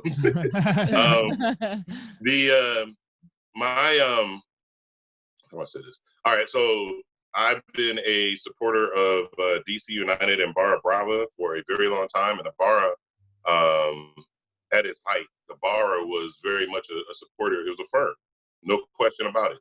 I used to be one of those people. If you ever look at the old film of DC United, there's always people jumping around in the stands, acting like fucking idiots. That's my crew. Yeah. And my son and my daughter got to do it, and my son got to do it. When you go to the games, the supporters groups march into the games, playing drums, and normally there's a kid in front with the flag and waving the flag and stuff. Both my daughter and my son have done that with DC United at RFK, actually, before they finished the new stadium. They do that. They do that at Lightning games. They do that. Yes, they do. The kid, they fly. They drive. Or I think they do it probably at all hockey games. They have that little kid like fly out. Skate out with the flag and like go around and then like Yeah. It would be more interesting if he flew. Yeah. Yeah, it would be. We did just watch an Owen Hart documentary last night. Yeah. Talking about I want to watch that. I've heard about that. I haven't seen it yet. It is free on YouTube, but I mean, if you have Vice, I guess watch it on there. But it's everywhere right now, and that was sad. That was something I experienced, but there was no flying there. But so they got to you were talking about them marching in, the kids with the No, I was actually going to go back when you're talking about casual hardcore fans. I really got into the history. Like there's such an ill history of the firms, and there's a team called Millwall Lions, and Millwall is famous because in all of England they have a very unique chant. Nobody else has their chant. Theirs is nobody likes us, we don't care. Yeah, that's how they go. They are a hard group. They're a hard group of Londoners, man. Millwall has never played first division football. They've always been a second tier team. But the people who follow Millwall are not people you fuck around with. Like they're not people you fuck around with. I used to, and I still will if they call. I used to do stagehand and sound engineering gigs up at the Fillmore in Silver Spring. And you familiar with a guy by the name of? Are you familiar with a band called the Misfits? Yeah. Oh yeah. Hell yeah. And you know who Johnny Rotten is? Yeah. Oh yeah. Okay, so the Misfits are at the Fillmore. I am pulling their gear off the truck and I used to do guitar, bass, and drum setups. Mm-hmm. So I'm pulling the guitars off, and as I open the case, the first thing I see is the back of a guitar, and it says, "Nobody likes us. We don't care." I stopped. I put the case back on, and I wheel all the stuff over into the guitar area. And my supervisor starts yelling at me, "Yo, Ralph, what the fuck you doing, man? Why are you keeping the guitars in the case, man? Like, you got to take them out. You know, the band is coming. You got to have a stage set." I said, "I am not touching shit in that guitar case." I was like, and at the time, I was like, I don't know whose guitar case that is. But the first guitar I saw said, "Nobody likes us. We don't care." I know what that means. I'm not touching that. So we get into a huge argument, like literally stop the production. Like we are setting up for the show, and him and I get into it. And he's like, "If you don't do it, you're going to get fired." And I'm like, "Fuck you. You do it. I'm not touching it. I'll send somebody else to do it." I'm telling them, and the people knew me. And I'm like, "Yo, man, I'm just telling you, I know what I know. I wouldn't touch that shit." All right, whatever. So an hour or so passes. They set us down, and I won the battle. Nobody would touch the fucking guitars. So an hour passes, and we hear this loud noise. The band is made, so we hear this loud ass noise. And we hear somebody walking in, and all you smell is cigarettes, and all you hear is cussing. Like, he is just, "Fucking America, this, fuck this, fucking yeah, fuck you, fuck, blah, blah, blah, fuck yeah, mate, this, fuck yeah, fuck. We're like, okay, it's Johnny Rotten. And he is clearly not in a very good mood. And he comes up on stage and he says, "What the fuck is this, mate? What the fuck? Where the fuck? What the fuck, mate? Why are my guitars still in my fucking case, mate?" And they instantly pointed to me like, "Yo, he wouldn't take them out." "Why wouldn't you take out my fucking guitars, mate? What the fuck is wrong with you?" And I spit straight up. Said, "I'm a gooner. And a gooner knows that you don't touch a lion's guitar." And he looks at me. "Who are you, mate? Where the fuck are you from?" He's like, "I'm from the States. My name is Ralph." He goes, "Mate," gets up on the guitar. "This guy's the fucking tits. This guy's the fucking tits, mate. This man is the fucking tits, mate. You're my brother, mate. I fuck with you, mate. I don't give a fuck that you're a gooner, mate. I fuck with you, mate." And literally took me from the rest. He got me so fucked up. Like, and that's so cool. At the end of the night, and I still wish I had the car. At the end of the night, we're standing out by my car. We're smoking a cigarette. We're talking shit. "Yeah, mate, you know, I normally don't even deal with black blokes, but you're a good dude." He goes in his pocket and he pulls out this very small sticker. It's a magnet. And he puts it on the back of my car. And the magnet said, "This car is protected by Millwall Lions and all its forces. If you touch this car, we will fuck you up." And I used to have it on my car for the longest amount of time. Because I was like, Johnny Rotten gave me that. And nobody could say that shit. Like, I got a fucking sticker on my car. That's like, so cool. That's so I've been fortunate. I'll say it like that. I've been fortunate enough to work in entertainment and shit since I was in college. Mm-hmm. And when I tell people the stories, like I was a journalist for a long time, and I met mad people there. But you never really know. You know what I'm saying? Like, that's to my point. You never really know in life who you're gonna run the fuck across. Yeah. And sometimes the people that you think that you would have the least in common with, you end up having the most in common with. Yeah. You know what I'm saying? Like, and that's happened to me more. That's happened to me more than it's happened less.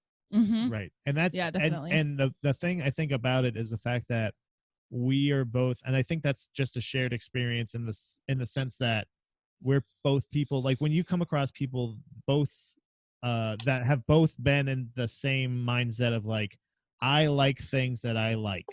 Like, I'm not just, you can't fit like us in like a kind of you can never fit us into just one spot. Like, we can even, you can even dictate, you can say like, "Oh, I'm a gooner," or I'm a this, I'm a comedian, I'm a musician, I'm a whatever it may be. But it still gets down to one of those things where like, it's not even a jack of all trades, master of none. It's a jack of all trades and appreciator of like everything, of all. I was gonna say that's what it is. It's a jack of all trades but appreciator of all too. As a kid, I used to have this strange ass theory that if I liked hip hop, I had to listen to everything else so I could appreciate hip hop more. Okay. The older I got in understanding sampling and how people were making music and stuff like that, the more I realized that hip hop at its base didn't really have like its own start. Hip hop at its base has always been sampling. It's always been a drum beat and then somebody trying to speed up or slow down a record and up to a point to make it sound the way they wanted to sound. And do that. I'm still really into rock. I'm still, I still listen to country from time to time. Because I kind of feel like with music, man, and it's just an easy example, but with music, it's so many influences that goes into making people's stuff, that I'm always going to feel like it's just hard. Now, that does not mean that I just like everything, because I hate on a whole bunch of shit. Yeah. But, Oh, yeah. But I will say I'm more willing to listen. I'm more willing to listen and check something out, and then diss it. Before, instead of being like, nah, I'm not fucking with Dr. Break. Yeah, you're almost like one of those things where you're like, let me just go find out why I hate that. Yeah. Like you're like, I think yes. I would hate a polka show. Like if I had to go to polka or something like that, or you know, like the. We watched that movie though. We like that. Fear Fest? No. Oh, the Polka King. Yeah. The Polka King. Yeah. But like if but that's one of those things. Like I would. John C. Reilly is the man. Yeah. I would do it. I would definitely go to a Polka Fest. First of all, there'd probably be good food. And then also the fact that like, I'm going to find out what specifically about this bothers me. And it's like, you know, because otherwise you're just doing it. You're just judging without experience. And that's not how you should do it. And as long as the more you experience, the more you're going to either appreciate or really gain a real. I found over the course of life, the most fun I've had at a lot of things were things that I never really imagined that I would go to, or things that I had never really thought about attending. I had a good friend of mine in Los Angeles, my man Carlos. Carlos, huge, tall, super buffed out Latin dude, but he's very much into, oh, come on, Ralph, there's a name for it. For lack of a better word, it's almost like that Brian Setzer orchestra, that rockabilly type of vibe and shit. And like that's just really strong in Los Angeles. And my man is Chicano. And you know, I remember clowning him when I first met him, like, okay, so why does the Chicano dude look like a greaser from the 50s, like some confused white guy? And he was like, Holmes, you better understand, Holmes, where you are, man. This is LA, man. We don't play that shit, man. I was like, all right, whatever. And after months, he took me out to a rockabilly night, where like it was all like literally all 50s cars. All the girls had the poodle skirt. What do you call it? No, well, no. When you take like a mascara pencil and you make that line up the back of your leg. Oh, yeah. Pencil skirt. Like pin up. Pencil skirts? Isn't it a pencil? Well, or not pencil skirt. Yeah. Women used to do that. Nope. Well, yeah. It's like a fishnet. It's like a fishnet thing. Yeah. Almost.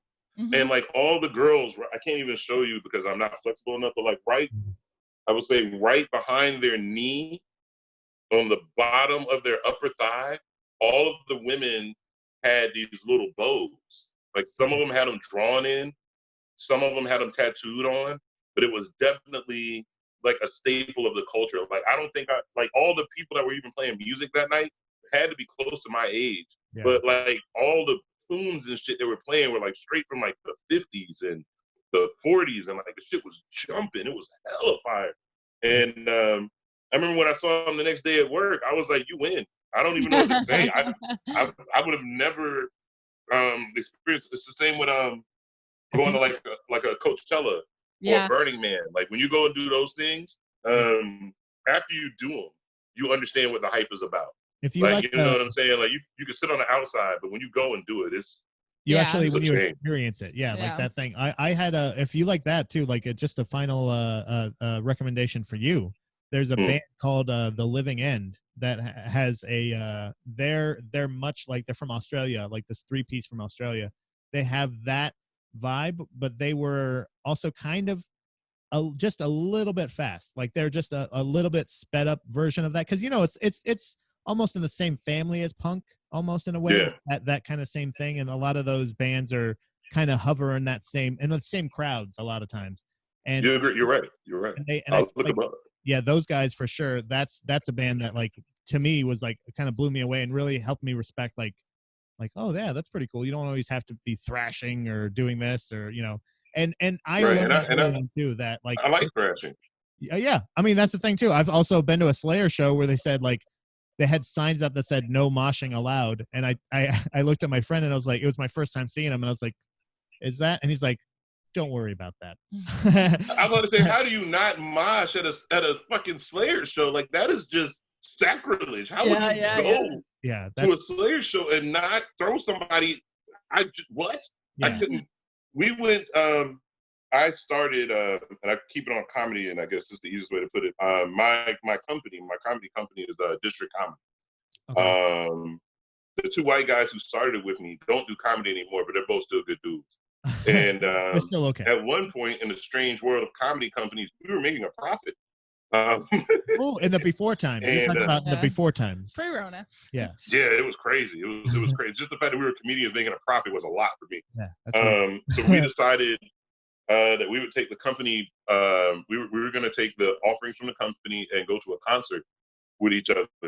But again, and I hate to be just as obvious, but these two white dudes, and I'm the only brother. So first, they were like, well, we can go to a hip hop show. One of the guys is a real country fan. And I was like, I'm not trying to take him to no. I'll spend half the show explaining shit to him. I'm not, I'm good. So then we started throwing around names that we all like. And we settled on Marilyn Manson. And ended up going to see Marilyn Manson at Merriweather Post Pavilion. When we all went in, we all looked like regular people. By the time we came out, we were covered in mud and sweat. It was probably one of the greatest mosh pit experiences I've had as an adult. It was amazingly awesome. It reminded me of going to see Fugazi when I was a kid. It was great. Yeah, in Virginia, man, that must have been you saw him right where you had from the tap Fugazi right there. Oh yeah, no, I had Fugazi in the IV, bruh. It was pure. It was just those dudes are still walking around DC, man. You'll walk around DC and see them. Same with Bad Brains. You walk around and see them dudes all the time, man. A buddy of mine, Kevin Titt, he had. I know Kevin. Yeah. He had a house show, and Ian from Fugazi and Minor Threat obviously showed up. Was just at the show. Was standing at the front of the house. Ian, there's a guy here by the name of Christian Hunt. Mm-hmm. If you ever see Christian, he wears like a bright red suit all the time. I still don't know what the fuck the suit is for. But he looks like a weird version of like Satan if he was cool. And Ian, let me say it right. Christian grew up next door to Ian. Oh, okay. Nice. And Christian is very, very involved in the local comedy scene. So even when I was running my room back in the day, you'd look up and Ian would be just sitting there, man, like chilling, like, hey guys, like, what the That's fuck? cool. Fucking go, like, because as far as punk bands, like you said Johnny Rotten, you said the Misfits. Those two, I feel like if you like punk music, you should at least have a cursory knowledge of those people. Like it's the same thing with him. Like whether he's anything now or like you said, like he's just walking around, you still were responsible for some of the most iconic music and some of the and he's just, and like you said, he's just fucking standing there.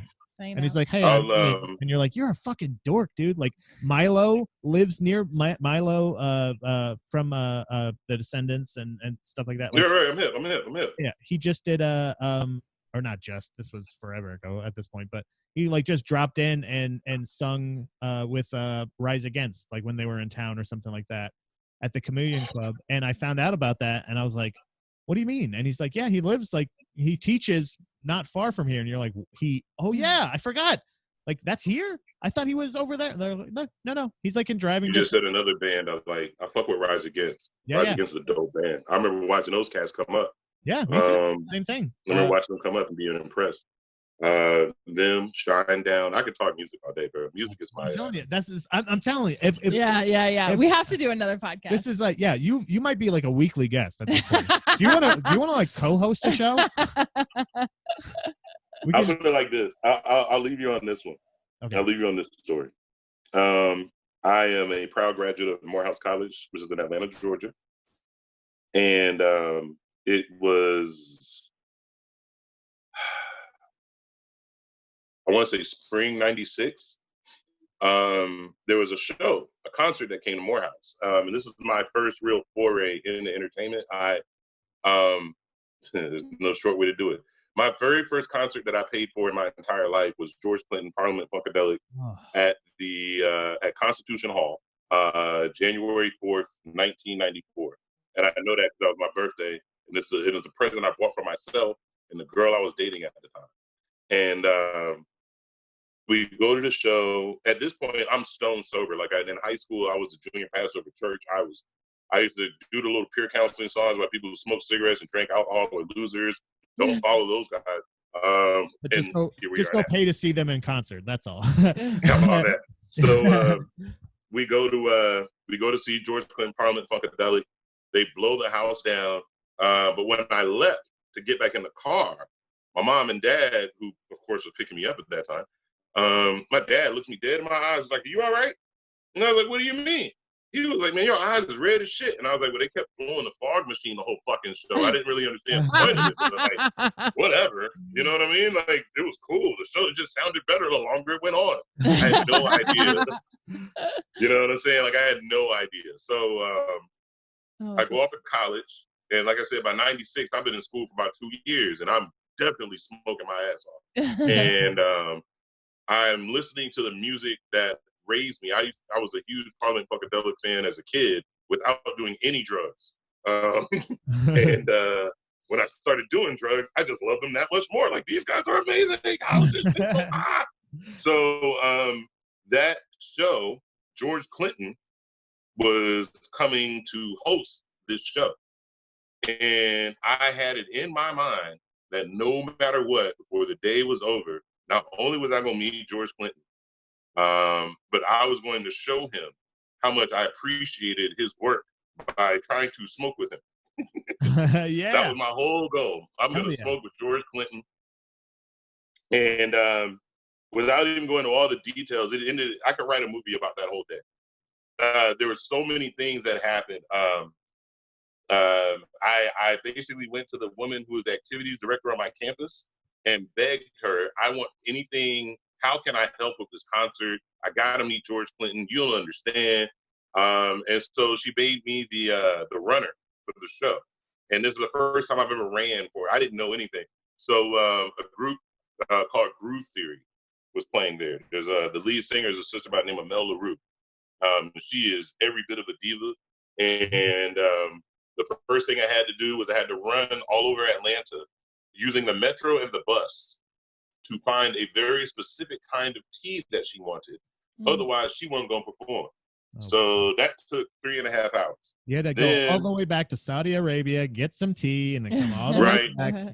I had to murder some Bedouins. It was crazy. Oh my God. Sorry about that, guys. And it's okay. We forgive you. I'll talk to the Bedouins. You guys are great. I get the tea. Then we get back to campus, and this dude drives up in a bus. And when he drives up, all these women, like bad women, walk off this bus. And then this little dude with this big ass afro gets off the bus. And I'm looking at him like everybody else, like, yo, who's this Bama motherfucker? Like, what the fuck? Who is this dude? Come find out that was Maxwell. Oh, wow. And at the time, Maxwell hadn't. He had just first came out. Nobody knew anything. Nobody was watching. And a matter of fact, even when people talk about that show, you don't got to know any of these people were damn. But even when people talk about this show, the first thing they talk about is the fact that they booed Maxwell that night.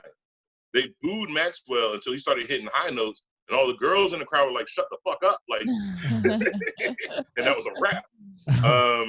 But the most important part of the whole story is that I finagled my way to being the guy who was in charge of watching the dressing rooms. And I was put in charge of George Clinton's dressing room. I knew that I had been put in charge of George Clinton's dressing room. So I went to the campus weed dealer and told him I was broke, but you have really good shit. and I want to go and smoke out George Clinton. And dude was like, that's George Clinton. So he gave me the weed, and we went to Little 5 Points, bought a very specific little pipe so that I could sneak the pipe in with the weed. And so I get in the room, George is there. I walk up to him, and I was like, yo, Mr. Clinton, my name is Ralph Cooper from Springfield, Virginia. I saw you 2 years ago at Constitution Hall. It was the greatest concert I've ever seen. I've always been a big fan of yours, but I didn't really smoke until I came to college. And like now, I think your stuff is just here. And I just handed him the pipe and the little bag of weed and shit. And he looks down and he goes, oh, young brother, why didn't you say so? And I bullshit you not. He claps twice. And when he claps, everybody in the room breaks out weed. I mean, everybody. Just bongs, pipes. I don't even know where the fuck half this shit came from. It was just like, what the fuck is happening? And we are, by the way, we are in King Chapel. What is we that? We are in the chapel. The chapel. Oh my God. Yeah, so we are blowing this chapel out. And then like as soon as we started smoking, he's all cool. Like, so what? Tell me about yourself, brother. What are you going to school for? We had this whole conversation. My mind is blown. And so we get to the end of the herb. Like we smoked that whole bag like it was nothing. Yeah. And I was at the time I wasn't even a heavy smoker. Like it was just man, we played out. I am fucked up. And now in my mind, my first thought is, oh shit, I gotta go and stand out in front of this room. Mm-hmm. We didn't put no carpets down. We didn't tape the door. We didn't do anything at all to stop the smell from getting out. And so now I'm the student liaison. I know my ass is grass when I step out that door. George looks at me and says, Ralph, you know what, man? This has been cool. I'm going to put you back on your post. We got some band stuff to discuss. But it was good meeting you, my brother. You know what I'm saying? I'm going to have to ask you to leave. And I was like, word, okay. And I go to open the door. He goes, oh, yeah, you know what, man? You right. I didn't even say anything. I just look on my face. Like, you right. You know what? I got it. He opens the door and he goes, y'all get this non-smoking motherfucker out of my room from Northern Virginia. I do what the fuck I want to do. I'm George motherfucking Clinton. You can't tell me not to smoke no weed. I do what the fuck I want to do. And at that, the school officials come running around the corner and they're literally yelling. I'm high as balls. And they're yelling at me like, what are you doing? Well, you can't talk to Mr. Clinton like that. You can't tell. And I'm just like, I don't know. I tried to tell them no. And then the room and there was smoke everywhere. And I don't know what happened. And I please don't let me lose my post. I don't know what's going on. And George is like, hey, you know what? Y'all two come on in here. Let me talk to y'all right quick. So George takes us in the room. And as he closes the door, he reaches out, hits my shoulder, and goes, told you I got you. And I was like, and I literally like that whole, it might be one of my most favorite experiences that I had in college that I get to say. And it's cool because it turned into an urban legend. So like you go back to school and people talk about this mythical show with the Fugees and George Clinton and Groove Theory. They start talking about, man, I heard somebody smoke weed that show. And I'm like, oh no, we didn't smoke some. You smoked it all. Oh, that's so cool. That is awesome. Got to smoke out a chapel. So yeah, it's a highlight in life. Everybody, you have to follow Ralph Cooper. Yeah. See where he is. Follow Ralph Cooper. To see him tonight on a live Zoom show. So see him. Follow Ralph Cooper on Facebook. Yeah. We'll put up his handle obviously at the beginning of the show and throughout.